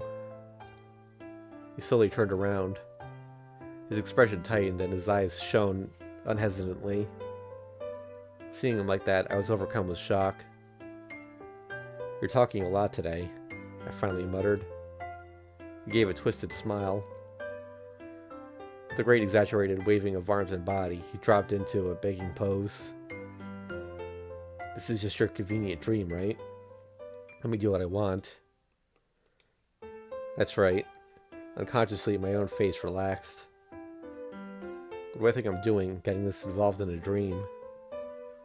Anyway, if your eyes are those eyes, then you might be able to understand the concept of me as well, is what I'm saying. Understanding came to me. And the me you know, the me you know is from which time. I can feel my complexly tied up thoughts beginning to unravel. So that's it. I knew my face was smiling. Probably the you from 8 years ago. Right. That's exactly it. And that me you met before had a base. I already knew the answer. The concept of you that I was predicting? Correct. I am Shiki. Without doubt, I am Tono Shiki. I'm the Shiki that was born from Shiki. human called forth from my Tonoshiki's mentality. That's what he is. So he's saying, "That's why, Shiki." He closed his eyes, then put a hand on his hip and turned to face the sky. Took a deep breath and smiled. An amazing smile. Memories of those days began to stir in my mind. If we assume that this is convenient for you, then... Slowly his eyes opened. Eyes filled with strong will. I haven't inverted, right? Yeah, if this isn't just a dream, that is. What a picky guy you are. Behind those words, he laughed amusingly. I wonder what sort of face I'm making anyway. I sat up. And like that, I leaned against the adjacent trees. Anyway, since you can't tell which it is, why not go with the way that's more fun? That's just the way you are, but you know. Oh, he stopped short there. For a little while, he was wordless. Should he say it or not? Probably something like that. The Shiki that would want to see you, well, that'd be me, right? A little embarrassedly, he smiled. A bit of a mysterious and amiable smile. It conformed to his smiles from the distant golden days. I looked at that smile. Clumsily, It's not something to cry about, you know? Let the tears flow. Was I sad? Of course. Was I happy? Of course. Why? Because this is what I wanted. Even if it's just a dream? Of course. Because even when I lost this, I couldn't cry. Why are you crying? Even while crying, I was laughing. I couldn't control my own heart. One after another, the tears overflowed. I raised my head and wiped away the tears with my hand. I realized that he, too, was hiding his face. Aren't you crying, too? Face hidden, he didn't answer. His long hair was waving oddly. His shoulders, too, were shaking a little. Drip. Shining in the moonlight, a single drop fell. He wiped away with his hand. He wiped tears away with his hand, then looked back at me.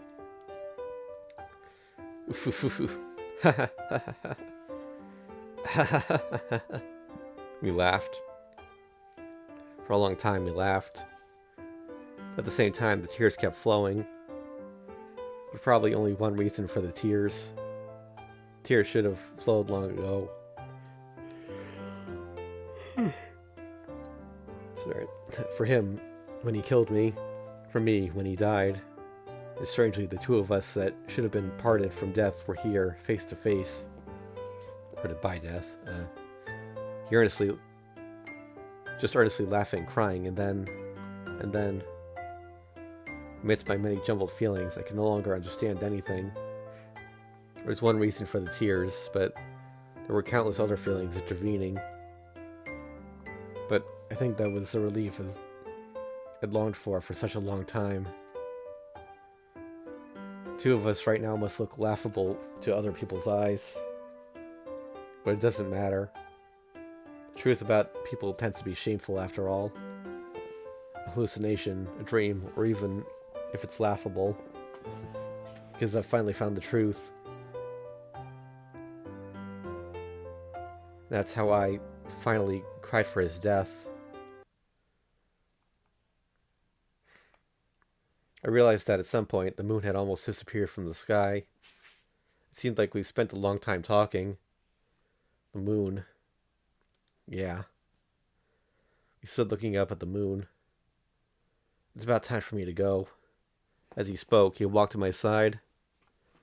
Along the way, he glanced into the sake bottles he was holding. Looks like it was empty, since he quickly lost interest in it and placed it at his feet. Finally, may I ask one thing? Oh, unusually for him, he asked discreetly. Since I had no reason to refuse, I agreed. Sure, what? Last time we met, you said that it wasn't us that were twisted, but the world that was twisted. But, yeah, that didn't happen. Although, that time I was Nanaya, and I think I was mostly being dragged along by his consciousness that I was bound to. I do remember the conversation about the world being twisted. It's some comparison to German boxer dogs. What do you yourself think, Tonoshiki? I was a little surprised. Probably he realized it too. Nah, given that this is him, he'd obviously understand. Why? Well, that's because he's my friend. The answer was obvious. Back then, we were the ones that were twisted. Why? Because right now, we're the boxers.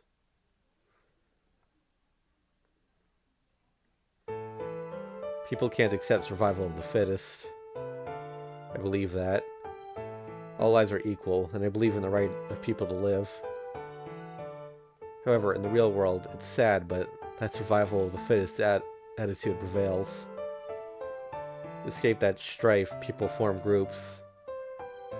Of course, it's not the only reason people gather, because being by yourself is lonely. Sheep have herds. Once there was a wolf that wanted to make friends with the sheep. To do so, the wolf had to obey the rules of the herd. That wolf should follow the rules of wolves while amongst the herd of sheep, then the herd itself would collapse, and that wolf, in the end, would not be able to befriend the sheep. However, even should the wolf join the herd of sheep, it should never doubt that it has fangs. To try to live while denying its own fangs would be nonsense, because the sheep accepted the wolf, so the wolf needs to obey the rules of the sheep. Should it sharpen its fangs? Should it not sharpen its fangs? Should it be forbidden to fight with other wolves? Those are things that for the sheep to decide. Eventually. There was a German boxer hound. The boxer wants to be friends with the sheep. Something like that. There's no way for the sheep to become boxers.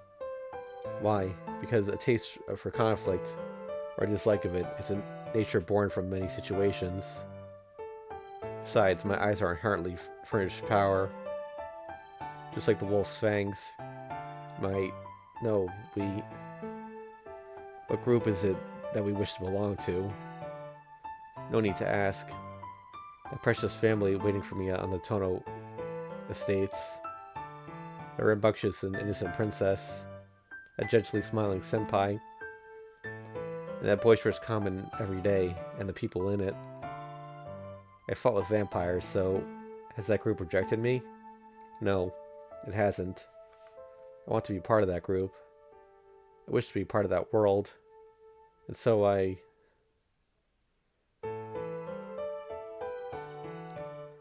So, after all, you won't come with us, Tono-kun. Oh, wait. Mizuka's here. Yeah. So after all, he won't come with us, Tono-kun. Is that right, Yumizuka?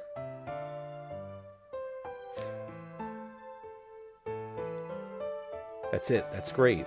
He smacked my shoulder. You should always stay back there. Don't show up in this place like we did. He was thrilled from the bottom of his heart. Why can't he smile like that? Why is he trying to help me so much? Those words, so serious as to almost make me doubt.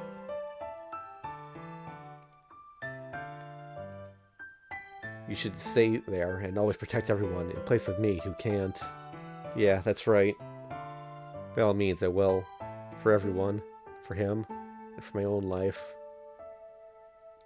That guy, how to say it, he never had anything of his own, so it looked like he never wanted anything. That was, terribly aloof. Although, aloof is just another name for lonely. That's why I couldn't help but worry about him. No, that's wrong. I don't know about back then, but now it's wrong. And now I can say so. Got it? I got it, Shiki. In his words, I nodded. That's the answer he was aiming for, isn't it? Even though it was never spoken, there's no doubt. That sure is the answer he wanted me to find. Not logic. It's a person's wishes. It's a person's will to live. Then, fine. As he spoke, he wiped my face with the sleeve of his kimono. Don't cause me too much trouble, Shiki. His face was calm.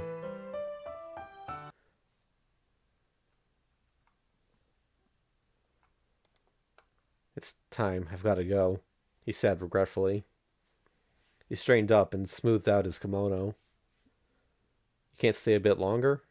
I want to talk just a bit more. Nope. Can't you hear? The voice is calling for you to awaken. He posed with his hand cupping his ear. No good. I can't hear anything. When I mentioned that, he just smiled. But in the end, all this... Is this all a dream? Don't get so worked up about it. He was amused. But only I can hear that voice, so it could be a lie, you know? He laughed. Man, what a punk. Well, I'm going. Later. Tossing off a short farewell, he casually walked out of the clearing. I almost chased him, but I didn't. For some reason, my very drowsy body wouldn't move. Will we meet again?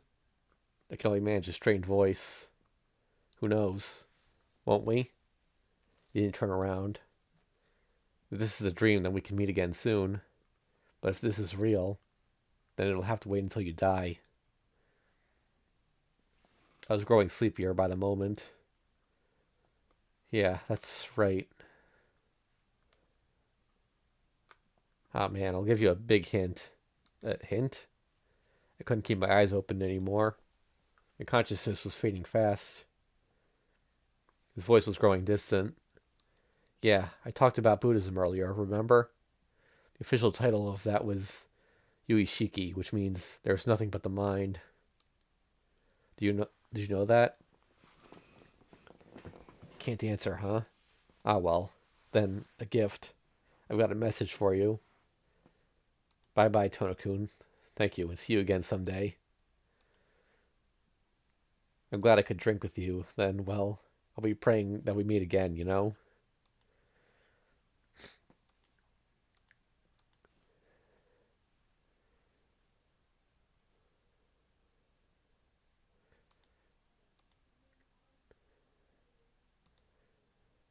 All right, Akiya-sama. He's just sleeping.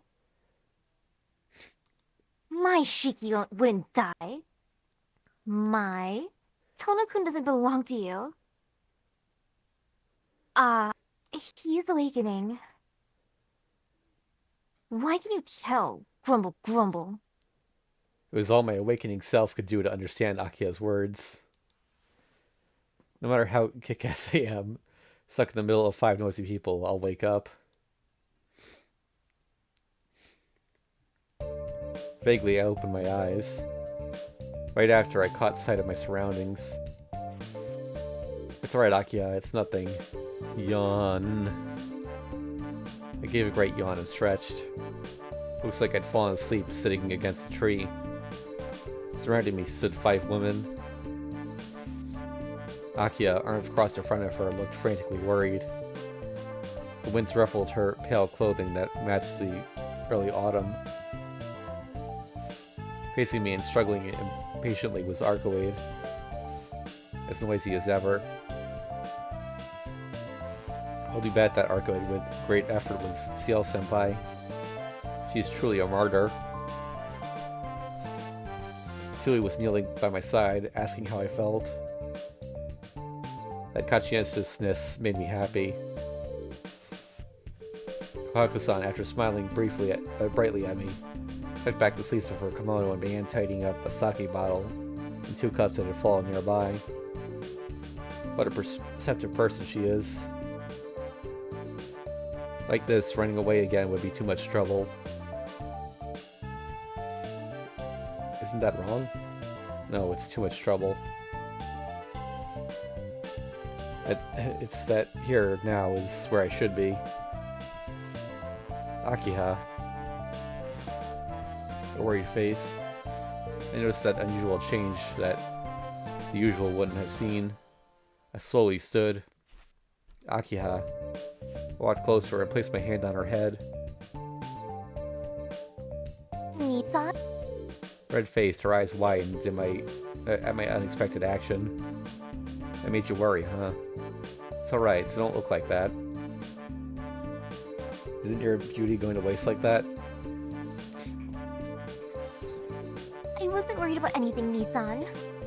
Puffing out her cheeks, she pouted. Is that right? Even while I said that, I started patting her head. She was dumbstruck. And the others... There were others I'd caused trouble for. Giving Akiha the last smile, I turned to Hisui. Looks like I caused more trouble for you, Hisui. It was nothing. That's for always helping me, Hisui. I'm grateful. Blushing, Hisui turned her face away. Did I say something strange? Hey, Shiki-san, you're embarrassing Hisui-chan. Kohaku-san spoke up to help Hisui. Embarrassing. Yes. Are you still half asleep? Kohaku-san's eyebrows drew closer as she pointed. Drew together. Something weird is happening. No way, just delivering a little message. Did you have an unusual dream? Dream? That's right, I did have some sort of very important dream, I think. Can't remember. It was something. I think I met someone in that dream. Probably I dreamt.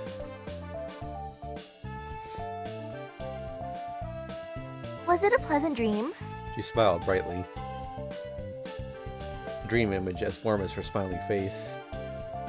Yeah, a good dream. Confidently, I answered. Thank her. Thanks, Kohaku-san. Huh? Why am I thanking her? At the same time she spoke, I looked and saw a single tear on her cheek. Her expression was her usual smile. Of course, it wasn't a fake smile like it once was. What's wrong with me? She pulled out a handkerchief and wiped away her tears. Then she held her hands to her chest and thought. I think almost I remember something, but... She shook her head. Her expression seemed to be that she couldn't remember. In response to that smile. No, it's because of that smile that she has those tears. I realized. In the corner of her eyes, more tears glittered. Shiki, you're a little weird. Yes, you are. Arkway and Steel Senpai spoke. What's that? Arkway all of a sudden, and Senpai too. They spoke unhappily, but I wasn't actually upset. Then they started chuckling. See? I see. Arkway pointed at me, and Steel Senpai put a hand to her cheek a little confusedly. And a greeting for them too. Did it alright to be strange? I'll be counting on you two from now on too. Right about then, I began to understand myself. There was something in my mind, and it was causing me to do something. But I felt no discomfort. It was just like that earlier dream, a warm feeling that was quickly falling apart. Soon it would return to being buried deep inside me.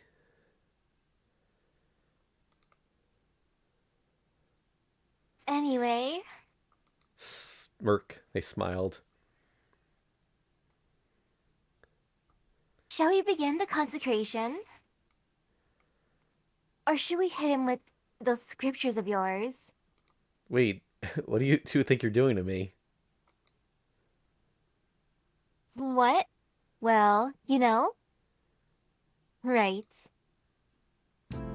This is bad. It's no good. Take back what I said. I decided to flee. Arkway didn't seal him by continuing to discuss something. We wouldn't have another chance. At great speed, I ran off. Full power, I ran without looking back. I paid no attention to the rattling noises from behind me. If you've got time to worry about that, then run, Tomoshiki. Shouting to myself, I ran. The autumn winds felt good on my cheeks. My shoulders cut the wind. The leaves of the trees flowing through my sight. Through the leaves, I could see the stars twinkle, foretelling the imminent coming of dawn.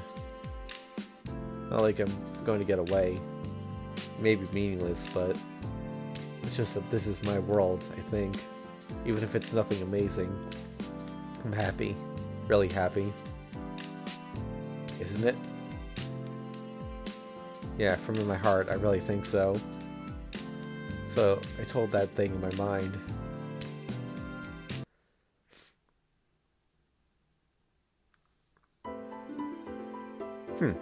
Oh, someplace. Somewhen. Two people stood watching the distant scenery. One was a young man wearing something like a kimono. The other was a girl wearing a typical high school uniform. Was that message good enough? Thank you, Tomo-san.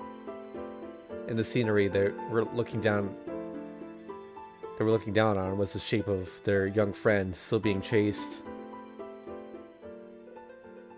Ah, quit it. But that idiot, in the end, he still thought I was just a dream. A twisted smile floated across the young man's face. He looked a little annoyed. You're just content with being seen. Someone like me. Looking at him, she spoke reproachfully. Puffing out her cheeks, she looked discontently up at the young man. So I guess that Shiki's consciousness wasn't enough to see you. To see someone that shouldn't be there, some sort of information is necessary.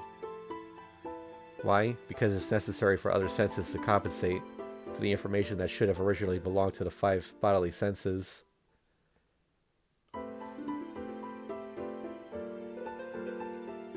Yeah, just 2 days. Right, holding a hand to the heart in a reminiscing gesture. Just what was going through that heart? Chagrin? Regret? Sorrow?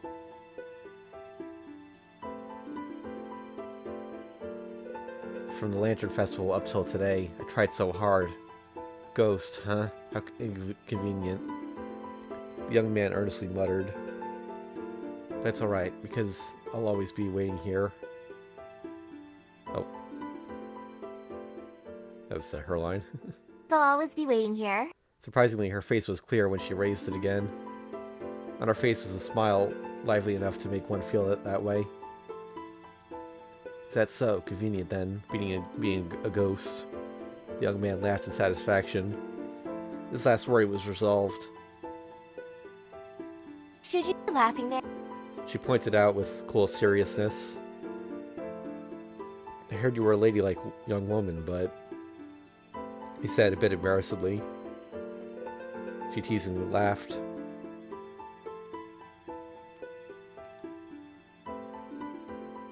Just where was I mistaken? Ha.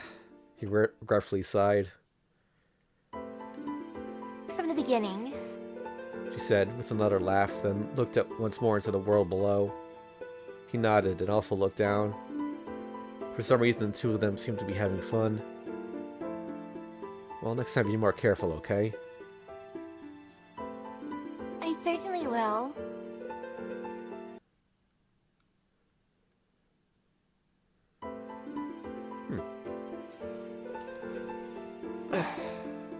Oh, what was that? So they're haunting Shiki? Yeah, I guess so. Now the question is, what timeline was that on? Or is it all of them?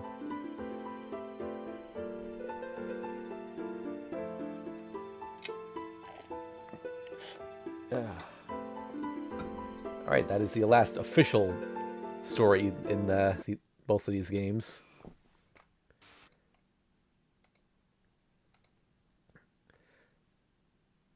Okay, so so we're going to switch back over to Tsukihime for a couple of bonus scenes that we missed. Then we're going to come back here for some others. There's a reason I want to do the Tsukihime ones first.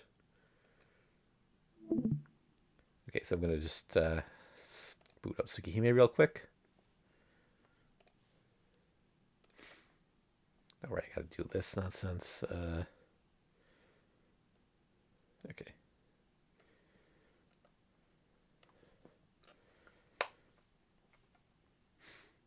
Alright, let me get the screen share back up for you.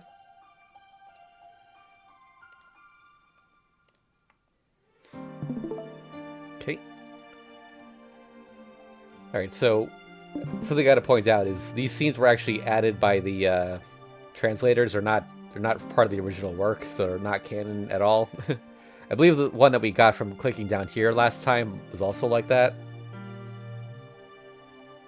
Because that's why there was a Kagetsu Tohya CG in it with Kohaku holding these syringes.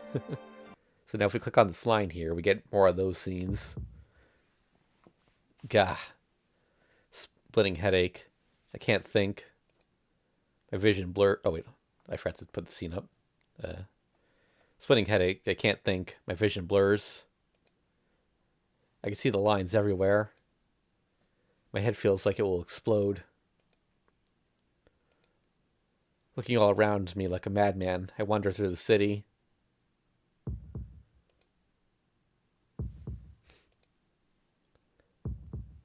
Ugh. Where are they? I check my pockets again, but I can't find them. Crap. I can't stand this much longer. I stagger through the streets like a drunken fool. I can hear people laughing at me, but I ignore them, focusing on finding my glasses. Shit. How did I lose something that important? Looks like I somehow ended up in the park. Was I even here today? The pain still attacks me. It doesn't look like it'll stop.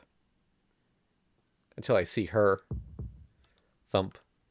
My pulse races. My veins and arteries spring into action. My nerves split one after the other. My spinal cord goes berserk as if it is about to leap out of my back. Thump. I can't breathe. My fingertips tremble. The blood isn't reaching them. My whole body feels cold, like I'm freezing to death. Thump. My heart beats in a rush, urging me to hurry up. Aha. Ah. I can stand no longer, and unintelligible words escape my mouth. I can't think. That woman. Golden hair and red eyes. Her clothes are white, as if they're a symbol of herself. And on her face.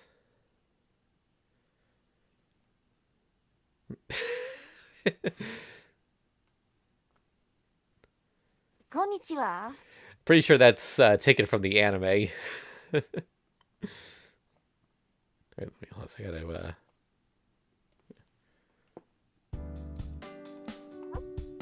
Weren't you with Akio? Huh? Weren't you with Akiha? Lady Akio goes to school by car. Since I had something to give you this morning, I stayed behind. Something to give me. Yes, this came from the Arima family yesterday. Kohaku-san smiles. Eh? But I have all my luggage already. The things I used while I was at the Arima's house all belong to them. So all I've got are my own clothes. Really? But this was sent here nonetheless. Kohaku-san hands me a small wooden box. It's not heavy at all. Kohaku-san, I've never seen this before. Well, apparently it was left to you by your departed father. It was to be given to you in the will. By my old man? I can't feel anything about that. What's the old man who expelled me from this mansion 8 years ago doing, leaving me things? Oh well, Kawaku-san, please take it to my room for me. Kawaku-san is staring intently at the wooden box. She seems almost like a child who wants a toy. Stare. No, she is a child. I get it. You want to know what's inside, right? Not at all. I merely wondered for a moment. Like I said, you do wonder what's inside.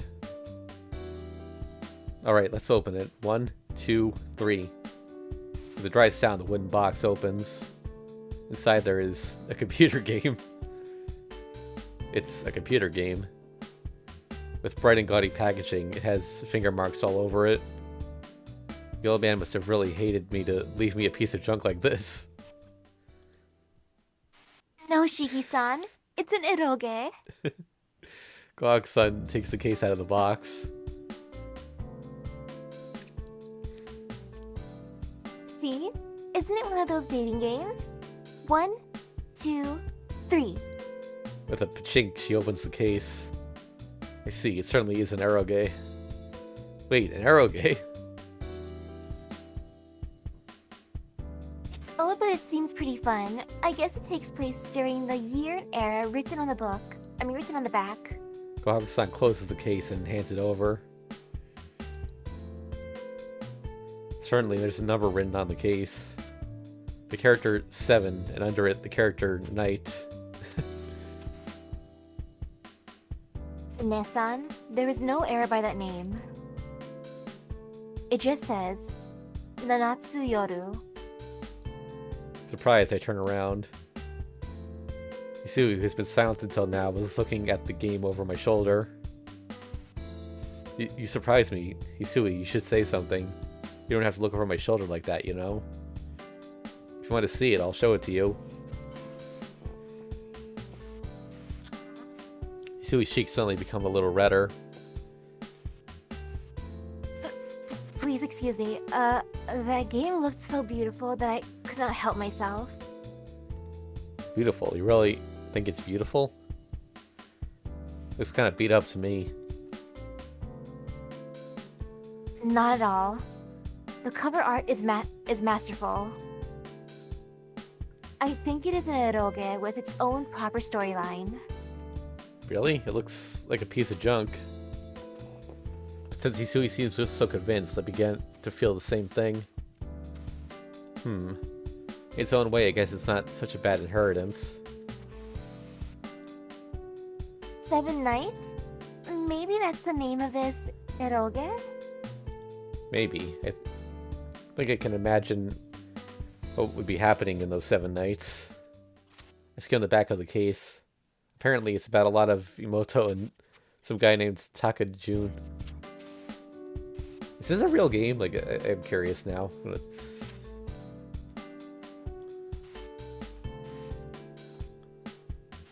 see. Natsu Yoru.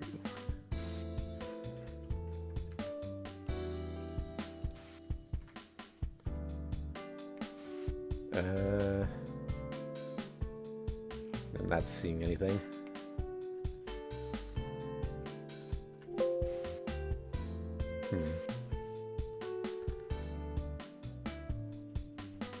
Yeah, I think it's just... yeah, that's just the name of his knife, so, yeah, that's the whole joke, but... Nope, one sec. Stuff back up here? Okay. At any rate, it's obvious that's an antique. Well, I believe in taking what's given to me.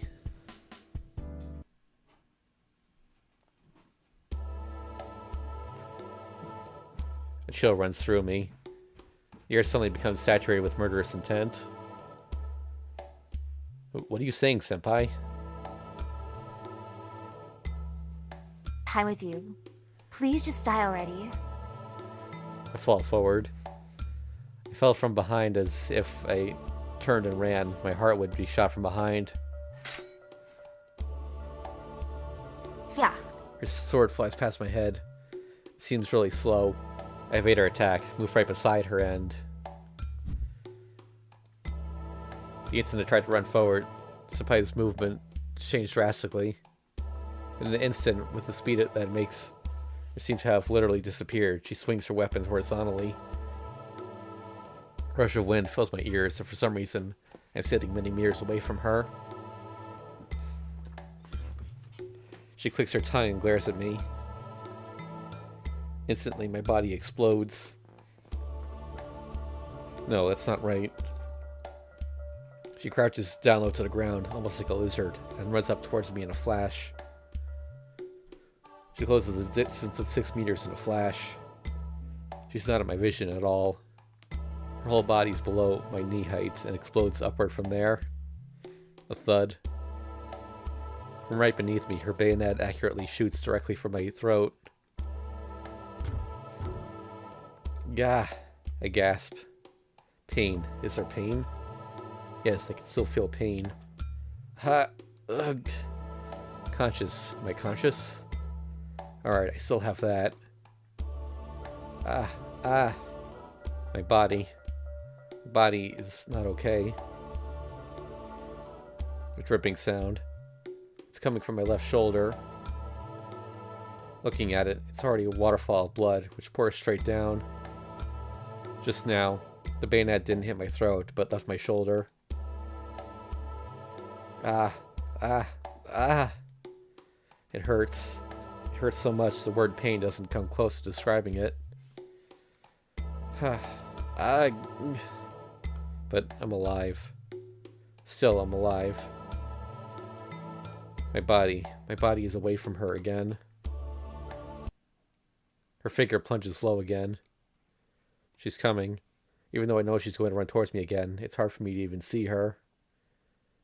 In my last living moment, I can hear her scream. Pay for eating that last helping of curry.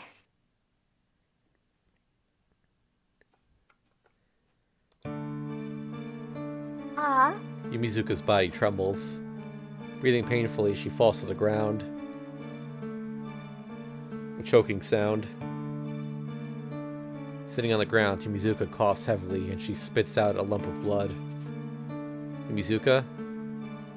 This time I do rush near her. Yumizuka, are you okay? Yumizuka. Put my hand on her heaving shoulder. I feel a chill.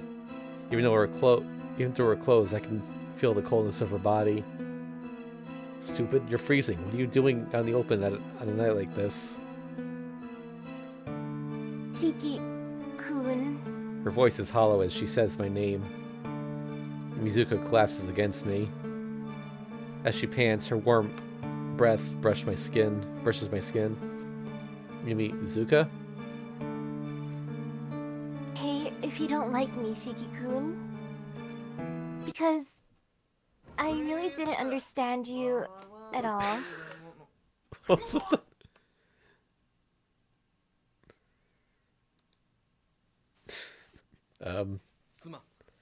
Okay, random Haruhi Suzumiya reference.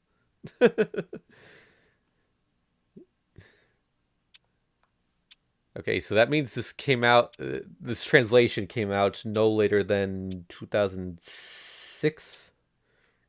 Or no earlier than 2006, rather. I've come here again. The dark basement. The smell of mold emanating from the darkness. The school's probably the gym's basement. Dispersed celluloid mannequin. No, the pieces of half-eaten people. I don't think this scene's going to have any H scenes in it, but this is that one scene where Hisui was on the ground naked, so I'm going to put the screen up just in case. Even though it's this early, it has brought yet another doll. The animalistic breathing. Pant, pant, pant. The figure bites into the doll. The feeling of teeth breaking the skin. The fat of the abdomen is not exactly what you would call grade A meat. The hot blood sticking to the throat. I feel a chill. All these sensations are completely transmitted to me. You again, Shiki. It screams. Damn it, damn it, damn it, damn it, damn it.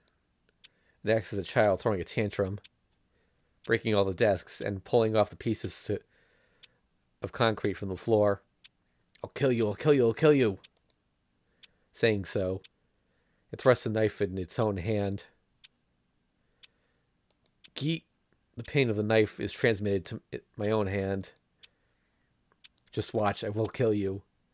He then yanks the leg of the broken desk and impales his own leg. Gah. I'll take back what you stole. Using his own claws, he rips open his stomach and starts to pull out his intestines. The pain. Pain. Pain, pain, pain, pain, pain, pain, pain, pain, pain, pain, pain. Pain, pain, pain, pain, pain, pain, pain, pain, pain. Alright, I think we're fine. I don't think it's going to show anything. These fingers, the skin, even these eyes. He pushes in his eyes. I start to go crazy. A dream. If this is a dream, please wake up. It hurts. I'd rather die. This pain is enough to kill me from shock, but I'm not dying. Your voice, your position, all of it is mine. It was originally mine. Just you wait. I will kill you. I will come soon. Screaming. It takes a knife, brings it to its head, aims for the brain, and stabs deeply. Ah! In the middle of the ultimate pain, I wake up. A dream. That was a dream. But my body's hurting everywhere. Hand, thigh, eyes, skull. They all hurt. The pain I received during my dream, I've brought it back into reality. But my body still can't move. Even though I feel like there's a hole ripped in my palm, I still can't move my body. At least if I could move, I could thrash around and maybe reduce some of the agony, but I can't even do that. That's it. No more large greasy pizzas before bed. After eating dinner by myself in the large dining room, Kawaku-san treated my wounds and I go back to my room. Aki didn't make it back in time for dinner. Her lesson was apparently going to last a while, so she was going to eat away from home. It's past 10 at night now. It's a bit too early, but since I'm exhausted, I should sleep early tonight.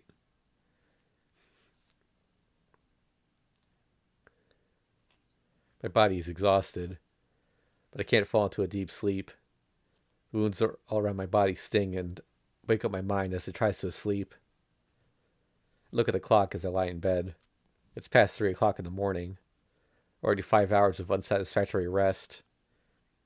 Damn it, I can't sleep. Not being able to sleep when I want to, it's like torture.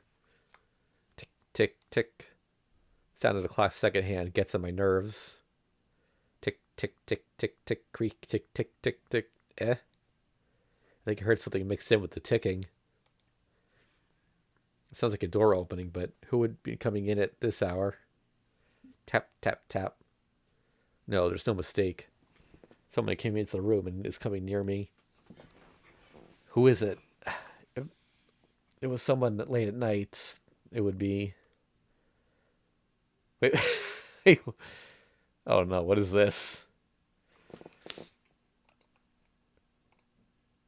Okay, I'm going to put the screen up, but which one should we pick? You know, give it to Sachin. She never shows up. Alright. Sachin. Oh, wait, oh, I don't actually get a choice here. Never mind. I did not...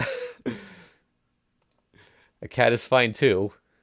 Yeah, that wasn't actually a choice. It was just a regular text advance. Still, I'm putting the screen up. Oh, no. It's Neko Arc. Hey there, Shiki. Are you in the mood for cat scratch fever? Cat head.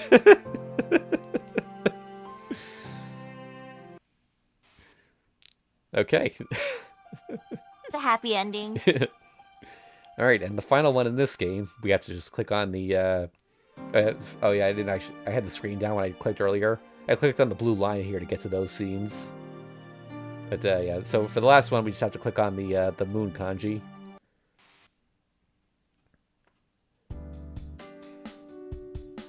Welcome to the Mirror Moon staff room. Mirror Moon is the translation team, by the way. That's how I know they put this in here. Ah. You have found your way into one of the secret places in Tsukihime. In this room, you can get a glimpse of the localization process that brought this popular game to the English-speaking audience. You can probably find a detailed history of the project online somewhere. So instead of going into technical details, we will try to show you what really happened. The following scenes are based on true events, but names and places have been changed to protect the people involved. First, we started translating the script. Ah, no more. Arrow scenes.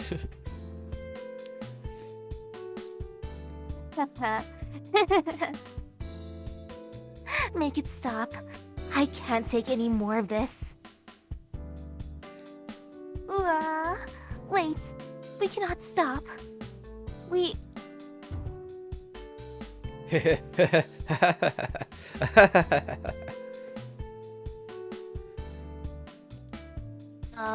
Everyone, shouldn't we be...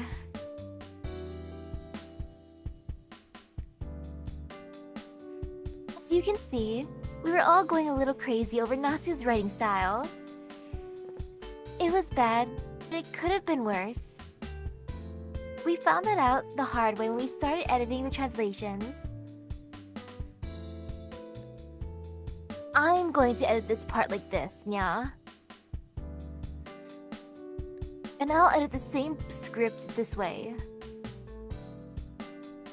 Nya, how about we do it like this instead? I'm changing that back and re-editing it again. But this needs to change, nya. It doesn't sound natural. You're standing in front of me. I can't see, nya. This part has not been proofed enough. I'll edit it more. Who changed the script? It's all wrong. No, this part needs to change. What are you guys doing, nya? Nya nya nya! It needs to be rewritten, nya! As you can see, there was very little organization at this time, with people coming and going and doing varying amounts of work of varying quality. This caused very long delays and a lot of work was done for nothing. We wanted a script with one style and one quality, so we had to rewrite everything to one format. We chose to bring back the entire script as close to the Japanese or original as possible. We learned from this chaos that having many people working on one project at the same time not work for us. So in our next project, we chose to have only one translator and one editor. So far, it appears to be working a lot better. But after the rewrite was finished, a lot of work still remained. When we started the beta project... Oh, well... A problem has been... Oh, is this... That's beta something error happens. Let's see. First place. Show list. Problem continues. Blue screens don't look like this anymore. Technical information. All hex is ASCII. Okay.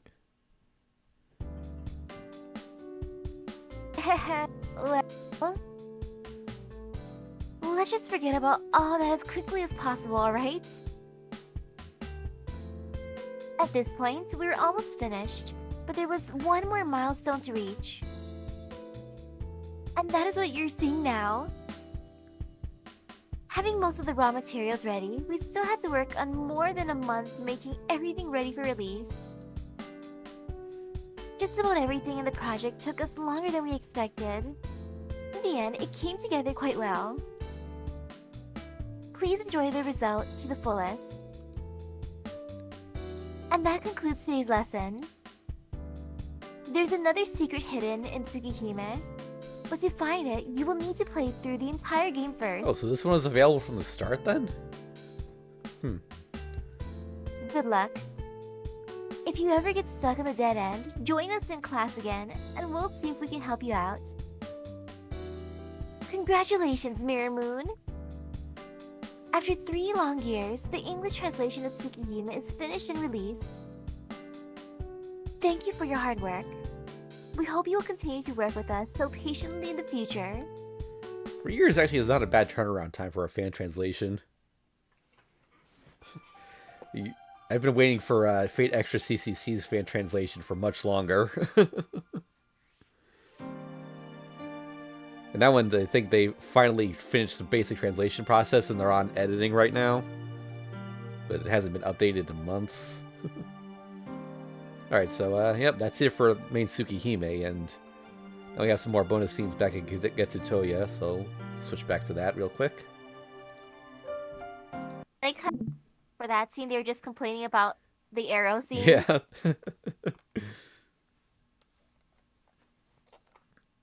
Okay, let me switch everything over. Just 1 second, folks. For some reason, well, there is a reason. I know why, but Tsukihime's window is larger than Kagetsu Tohya's. Because of how it scales on my 2 monitors, I have to switch which monitor I'm using for the 2 of them.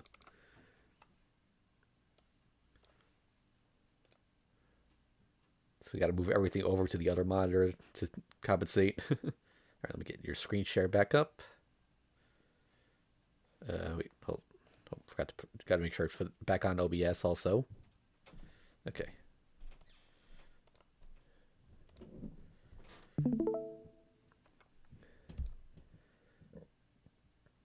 27 Dead Apostle Ancestor Series.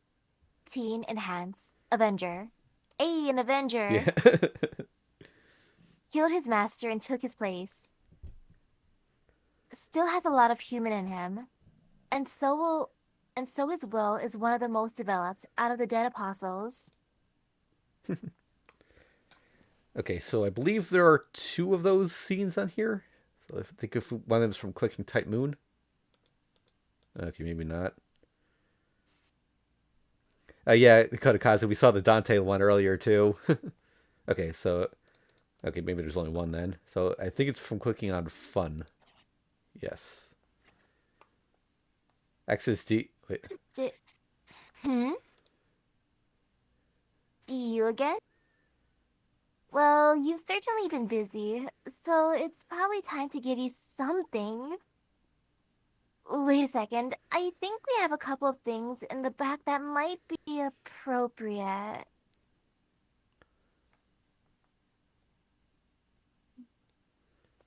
So how about these? What? Bleached underpants, food for thought, or deflect? Is that? I don't know. Okay, I've heard that word somewhere before. I'm going to look up what that word means.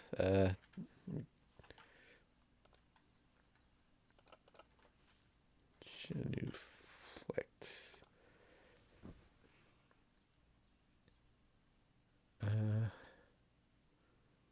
Okay, there's 2 words, 2 definitions here. Verb, to bend the knee or touch one knee to the floor in reverence or worship. 2, to express a servile attitude. Okay.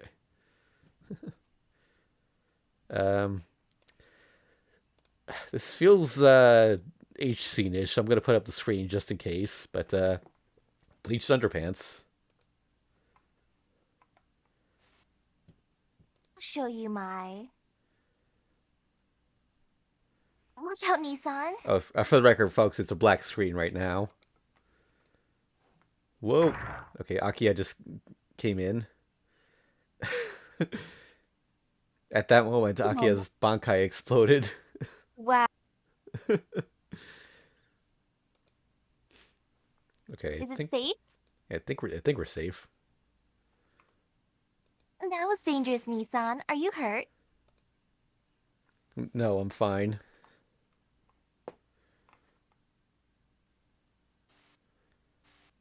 That's exactly what Akiya-chan told me. What a wonderful story. It makes me feel kind of inspired. Why is... What is... Okay.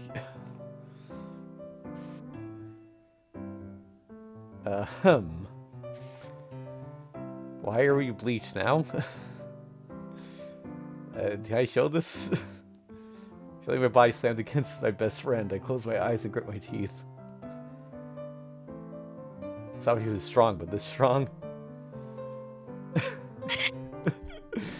Okay. Is this supposed to be the scene with Arihiko? I'm gonna put the screen up because even though they're not showing anything, the text is a bit much for YouTube. Punches the rear entry like the horn of a narwhal, impelling a predator. Okay. This is wrong, chat. People can see us. I've never seen Bleach, so I don't know who these characters are or if they're even from Bleach, but... They're all from Bleach, main characters in the front, and then his two school friends in the same uniform as him. But this is wrong, chat. People can see us. I try to reason with him, but he won't listen. He thrusts harder. Take it like a good girl, Ichigo. What is this fanfic? Yeah. Oh my god. He says in a commanding, demeaning tone. I look to my side and see Reggie staring. He's looking kind of cool. Okay, well. What? Ugh. Yeah, please, fangirls are the worst.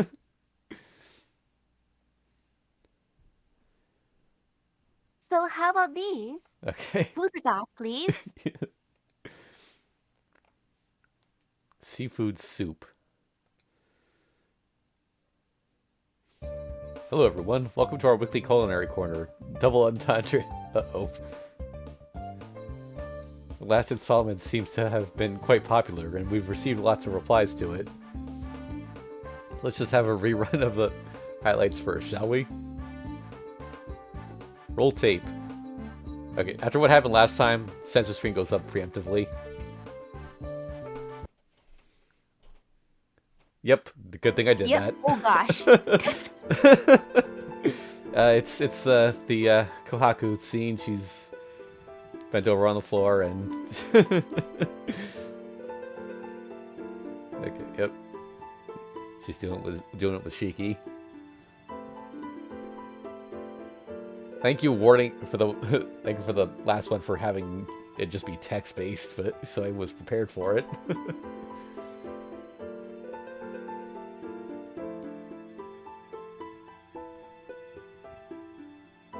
Yeah, this is the mollusk dialogue again. Yep. Okay, now it's both of the twins. Hiko, where'd you get this footage?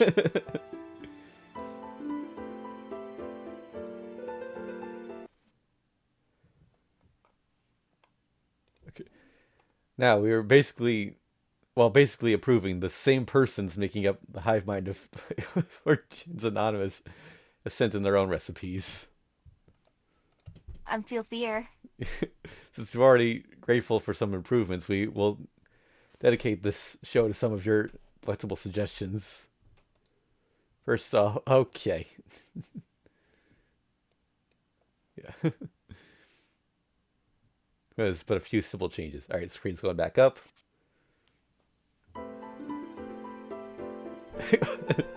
I squeezed her buttocks, shaped like clams. Akia's chest looks like a coral reef. Okay, there was nothing there. It was just text. Yeah, well, interesting. I do remember that the technical term for the ladder is cliffside. Has a little more to add. Okay, I'm just gonna do it every time there's a page transition, just to. I do want to show his expressions there, so I switch back whenever he's on screen. Her muscles tantalize me. That's muscle like the clam, not like the thought of boiling them with my hot sperm makes me hungry for words. Well done.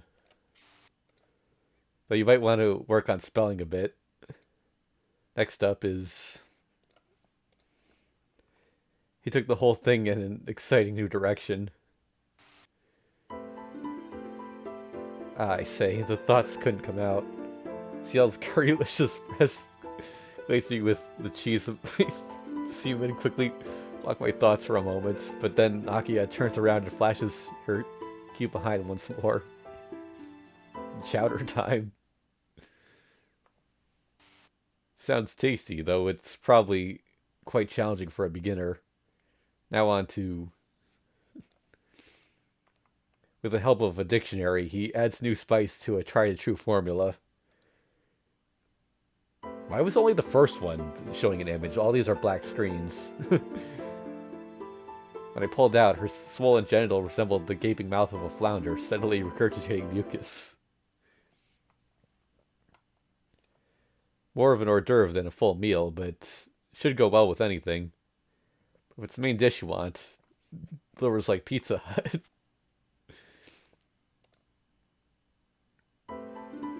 Like a great big octopus, I launched my penis headfirst into a reef. The mollusk's arms slowly pry the shell of the hapless creature. I squirt my white ink right up Akia's belly, delivering the final blow. Oh my god, what is this dialogue? Our silhouettes swarm with the mist of steam as we become one, doing it like they do on the Discovery Channel. You gotta rhyme it with something, you can't just say that. Now, that is something you don't see often. Save it for a special occasion. Next goes for more popular taste.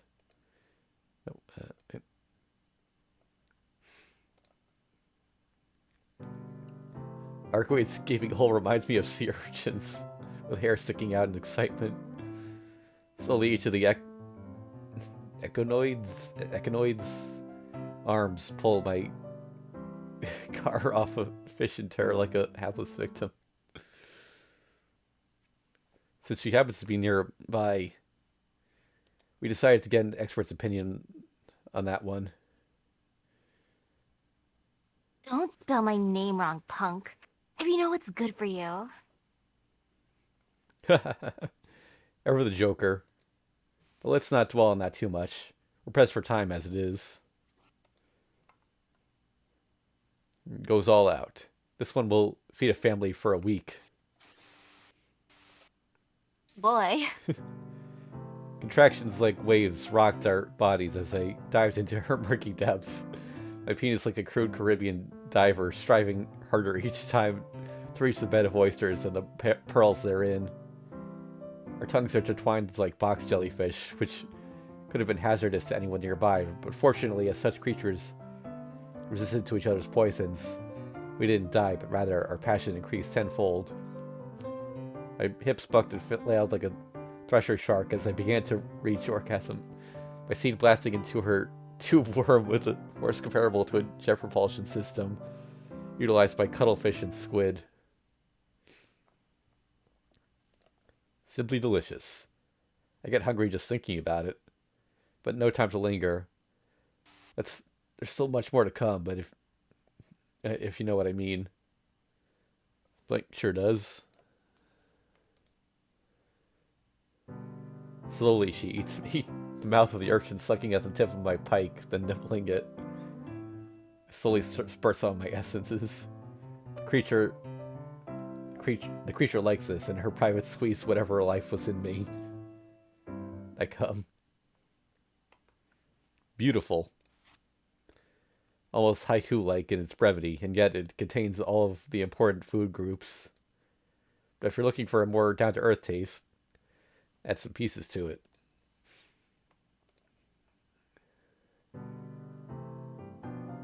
Senpai's delicate lips wrapped around my swollen member like a starfish suggesting its prey. Slowly, my sanity was lost inside a tsunami, bringing up ancient creatures from the darkest depths of the ocean. Our mucus-covered eel lashes out and attacked by a petrified sea sponge, until finally all the pressurized water inside it begged for filtering. As I pumped my filth into her, I sang like a screeching dolphin at the top of my lungs. I'm a shark! I'm a shark! I'm a shark. The filling sounds like it takes some getting used to. But then again, seafood is an acquired taste to begin with. Goes for the steep but colorful coral again.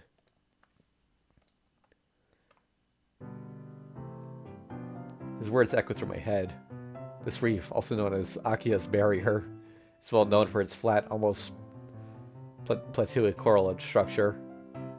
Right now, a large dark shape penetrates the surface of this wonderful natural habitat. It feeds on mollusks and clams. My genitals plunge into her depths. It isn't, as one might suggest, an orca, but rather a very large sperm whale. Since this is the second time the cliffside coral reef problem came up, we decided to get another expert opinion. It's nothing to be ashamed of. I mean, not everybody can. Yeah, we get it. We don't have the time to discuss this in depth, but do stick around for the next one, too. Seems to try a different, which is to say, less steep angle.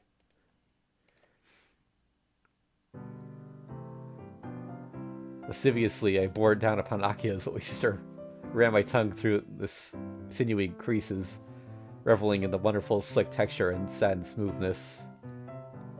My passion ran wild as I dove deeper into the oyster, the delicate briny taste playing upon my tongue as I searched for the pearl, the firm, smooth, precious gold which lay concealed within.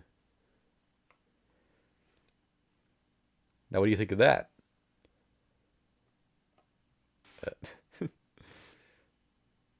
What? Sorry, I seem to have been lost in thought for a moment there. Oysters are known to do that to you. Thanks for coming.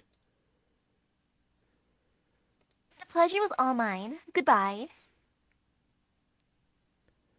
But on to the next one. Prepares a dish that seems simply out of this world.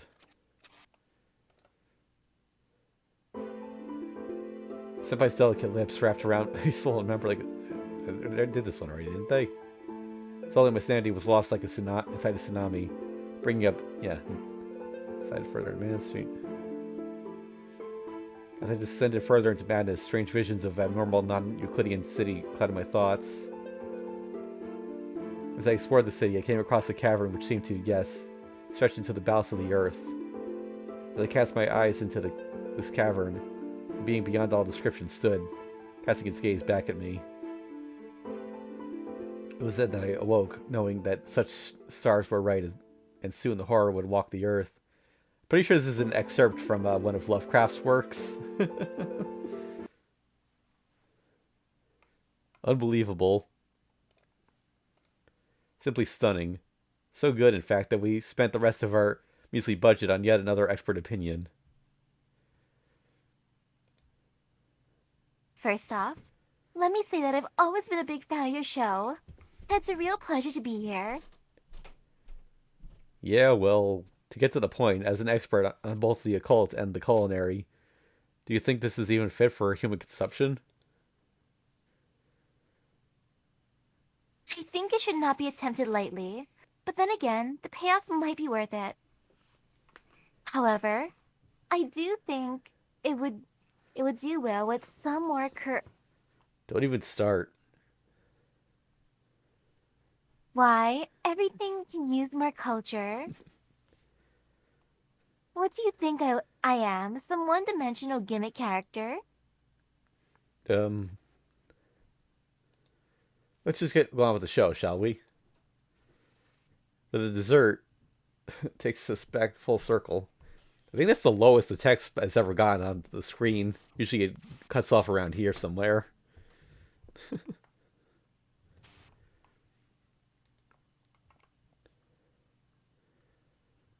Yep, good thing I've been doing this every time, just in case this happened. It's the scene of Kohaku licking Hisui's belly button. He burst into their room, shocked at what I discovered. The two were writhing around underneath the sheets like two crabs in a fierce fight, letting those passionate dolphin clicks and squeaks.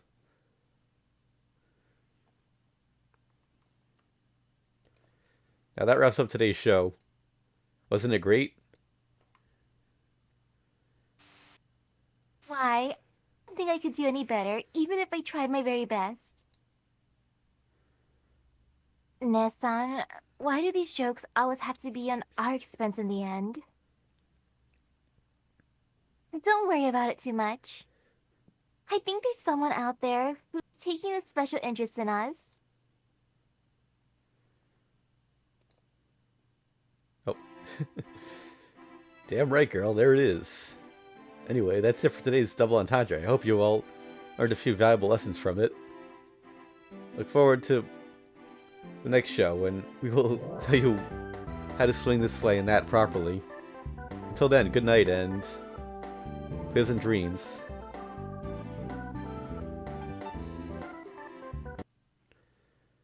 Okay, we're back to the screen. That one was a lot longer than the first one.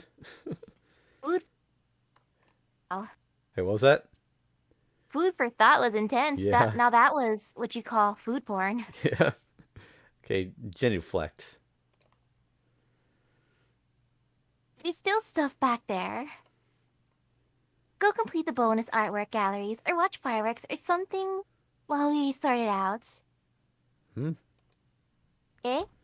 Is it? What? Hold on. Does that mean like we have to do more? I gotta put the screen up while I check some stuff here. Let's see, graphic mode. Let's see, is it because we didn't get all the CGs? Is that what she's saying? Let me just go through all these. Yeah, there were ones that we missed. I think I know where this one is, actually.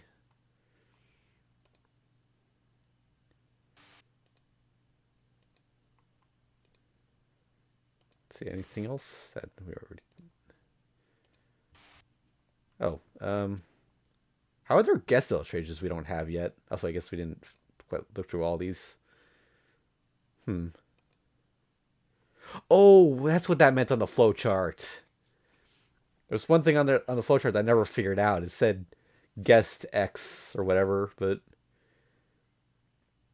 I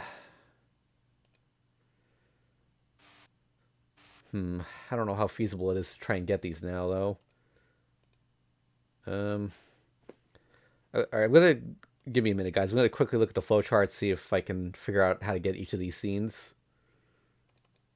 Actually, I guess I can put the flowchart up for you. 1 second.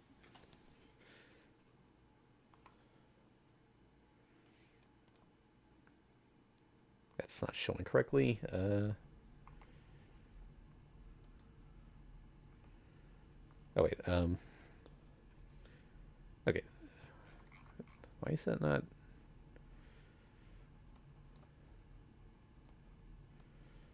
Oh, that's why. Okay. Okay. Yeah. So our flowchart's up. Okay, so we are missing number 2, 3, and so that'd be 9, 12, 13. 2, 3, and 13. Okay. Let's see. Guess 2. I think.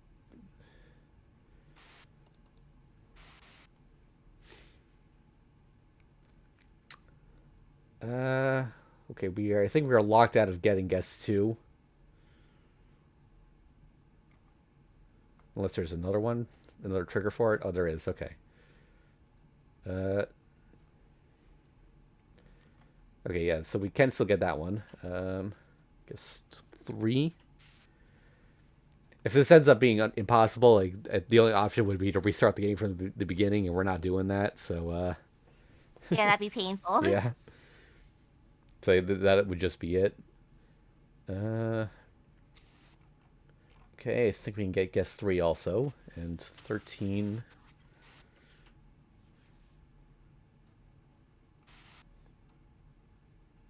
How did we not get that one? That's wow. That's the one we should have gotten. Weird. Okay, as for the other scene, you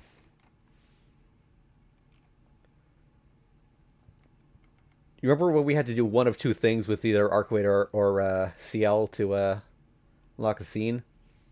We ended up doing the Arcway one, but not the CL one. That's what we missed. Mm.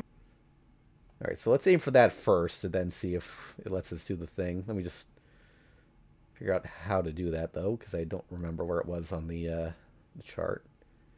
Okay, I think it was around here somewhere. Yeah.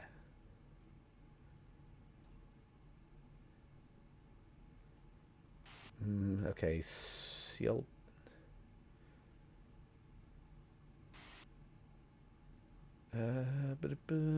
Yeah, I think that's what we want. Okay, so we just have to visit. Wait, do we want to visit CL? CLP is greater than 2. And we get CLP by 1 second.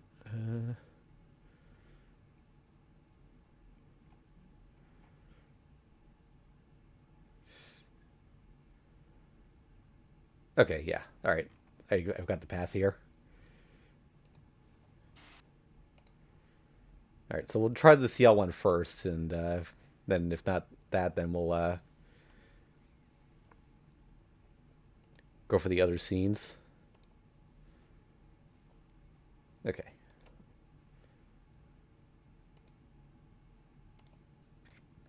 Here we go again. Okay, skip. Go to school. Skip. Go to CL's apartment. Skip. I want to be swayed. I don't remember if we saw this scene or not. I think we did. Let's just skip it because we don't really have time for it. Skip.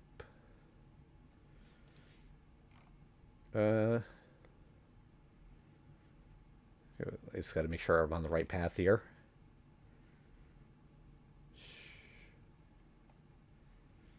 Okay. This doesn't matter. Or, wait. Does it? Courtyards. Tea room. Yeah, the scene doesn't matter. Okay. Courtyard. Wait, what? How is there a scene we haven't seen yet? Sorry, I need to check something in the courtyard. I'll have to leave it alone. I don't care, but what's the matter? You don't look well. Really? Sorry, Arihiko. I just feel that way. Well, if you say so. He trudges outside.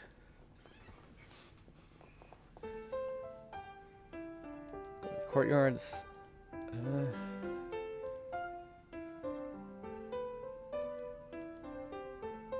So I went to...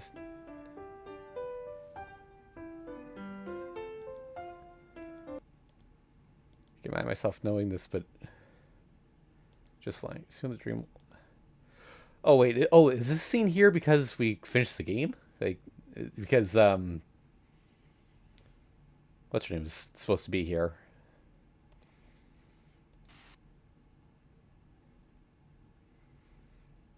Huh, weird. Wait, did the flowchart even say anything about that? Hold on. Oh, yeah, flats. Okay. Yeah. Apparently, if you come here after, finding out about Len, then that scene plays. Weird. Okay, skip. Skip. Plus 10 class, it doesn't really matter, but... Skip. Go to the street. Ciel Senpai's place. I arrive at Ciel Senpai's apartment. The sky's completely red. Just about half the sun peeks over the horizon, and the streets are dyed crimson red. Now that I think about it, there hasn't ever been an evening like this. I always saw the sun set on the hill. Watching the sunset from a high place. Maybe this is something that child wants, not me. That's about to end as well. As I'm able to remember a little bit of yesterday at a time. The dream must be collapsing. Then, if I let this chance go by, there might not be another. When I can remember it, I need to go talk to the person who knows well about her. Ciel Senpai, please tell me about familiars. When I see her, I immediately ask her. Such weird things again. Tono-kun? She coolly nods her head and then hands me a seating cushion. If you want to know about If you want to know about familiars, it'll take a while, so please have a seat. Of course. I only know from my prior knowledge, so it might not be useful. I sit on the cushion. Then Tono-kun, what would you like to know about familiars? It's not much, but I only know the words, so I would appreciate if you could give me an overview. Right, Arcoid has one too. Could you explain about her, please? A black cat, you mean? It's already in the area of demons. It will do. Ciel Senpai flinches as if this is unpleasant to her. I suppose adding familiars on top of Arcoid is a bit too much. Then, Senpai, what is a familiar? In essence, familiars are not very common. Well, usually, they're the hands and feet of a magus. A magus doesn't come out of his house. So gathering outside intelligence or materials are left to a part of himself. And this is what we call a familiar. Something to order around? Well, basically. But a familiar is also a symbol of the magus. It's on a different level than the other one-time use trash. Some magi even take out insurance by passing everything onto the familiars. Well, to explain it simply, it's a spare self that is a little behind on abilities. Then Arcoid's familiar is almost as great as Arcoid? The relationship between Arcoid and that dream demon is different. It was created by someone else, and Arcoid is only taking care of it for now. In other words, that dream demon has a great magic circuit, and so, if it were to make a contract with a weak magus, it could actually eat up the magus. So until a suitable person appears, Arcoid is just acting as its guardian. Then that familiar was someone else's cat and it is now alone? Yes, the former owner has probably already passed away. A magus gives his familiar his own magic circuit. Something magical like eyes, hair, blood, or skin, so that the familiar gets a magic circuit it didn't have before. And that makes it a part of the magus. In this case, the small animal would be Arcoid's dream demon. That cat can now perform sorcery like a magus, but it cannot regenerate mana. Since familiars are actually corpses that are now moving again, it's sort of a sorcery too. So it needs to get a continuous supply of mana from the master to function and perform sorcery. Since the familiar cannot regenerate its own mana, it will soon die if its master is gone. I'll summarize this. So familiar is an animal that is infused with a magus's life force. Buttressing a weak life force with another one. It sounds a lot like a relationship between me and Akiha. I'll not think about the passing on of a Magus's ability to the familiar for now. The most pressing matter after hearing Senpai's explanation is the relationship between Arcoid and the familiar. Arcoid said that she's not the master of the familiar. Then that means that familiar is not getting any mana from anyone. That's weird, Senpai. If what you say is true, then Arcoid's familiar still can't be alive. It can't still be alive. The thing about that one is that it's a dream demon. Even though it doesn't get life force supply from its master, it can replenish its own energy, so even if it were to lose its master, it can live on its own. Dream demon. Right. I can't say if I was a victim or had something pleasant done to me. What? That child won't die or anything like that? This dream demon won't be able to last much longer this way. Because Arcoid doesn't require familiar, she won't order it to steal other people's life force, and without the order, the familiar won't go out on its own to do so. An Arcoid can't make a contract with something that has arrived at the territory of demons. In conclusion, that dream demon will probably disappear soon without life energy replenishment. What? But I thought that child could get life energy on her own. That's strange. That dream demon isn't showing its own abilities. Probably her master was wise enough to tell her that familiars aren't supposed to act on their own. It must have been able to maintain her form, for now, but that is steadily coming to an end. If she doesn't form a contract with a human to get blood or life energy, she'll disappear. That's right, if Arcoid orders the familiar to do something, then it might use up all of its energy and disappear. But if that's so, what is she doing? She supposedly doesn't act her own, but she's still making a dream like this. Even though she's so weak as a mere touch might make her disappear, why does she still run around the streets with all her might? Ono-kun, do you know the dream demon? No, it's not that, but... Haha, that's right. You are indebted to Dream Demon-san for the service she rendered you. Her teasing smile. But I can't even start to respond to that. Tell me, what happens if she keeps this up? Suppose she'll disappear in a short time. Or it could actually be a bit later. If Arcoid doesn't get the idea to use a Dream Demon, it will be able to survive at least a year. Of course, if something happens to you, she might use it. The Dream Demon would be better suited to save a life than her. Right, but going back to if she used her power... Like I said, it'll only disappear after it uses up all of its mana. Senpai cuts me off curtly. My throat doesn't move. After that, I didn't want to talk much more, so I left her house.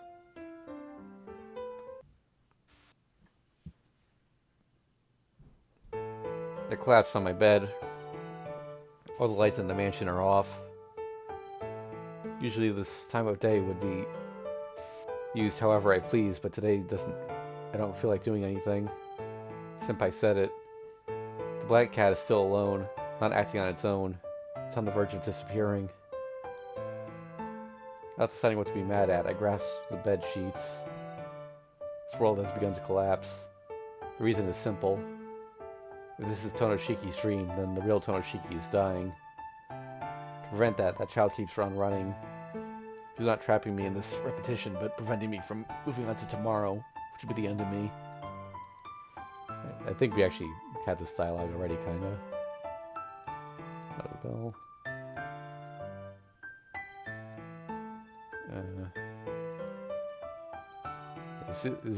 This is old information, so...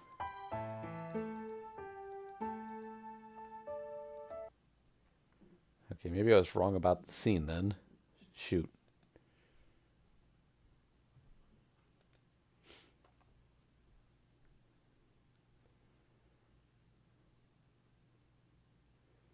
Item. Dear. Uh,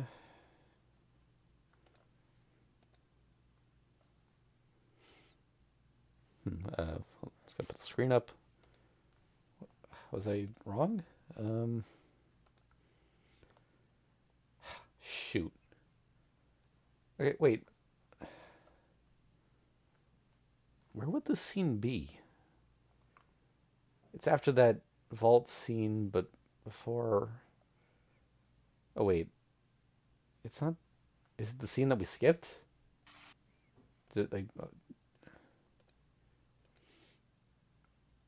No, that should be this scene, right? Also, I don't remember coming across this one. Do you?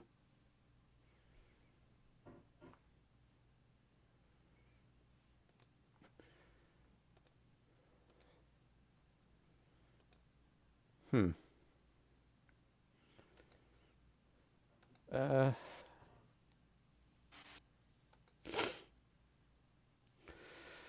Oh boy, yeah, I think we might have to just give up on that last scene if we can't figure this out soon. Yeah, I'm not sure where else that would be. Let me look up a CG list and maybe I can logic it out. Let's see. Kagetsu Tohya CGs. Tease the how it's hidden behind that. Yeah. Let's see.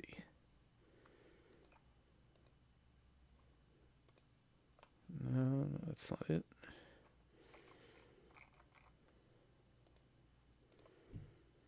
Nope.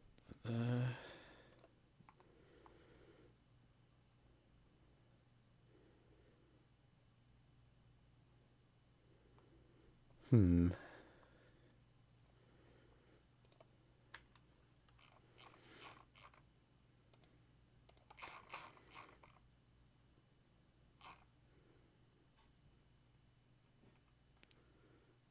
Yeah, I don't. Wait, I should be searching Google Images.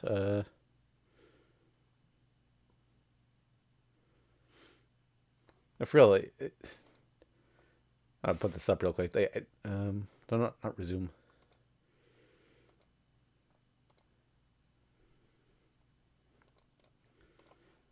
Do you remember this scene being shown? Like, I don't remember ever coming across this. Either. Yeah. or these, for that matter. When did this happen? So, actually, I think there's one possibility here. I believe the copy of the game that I got was it had save data on it, and while I deleted the save files, I guess not everything got purged. There's like a specific file that had stuff. That might also be why it sometimes asks us to skip scenes that we haven't seen yet. Makes sense. That makes a lot of sense. Yeah.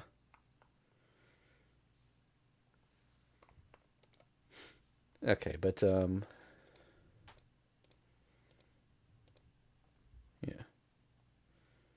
I think we might just have to call it here. Because I'm not anything.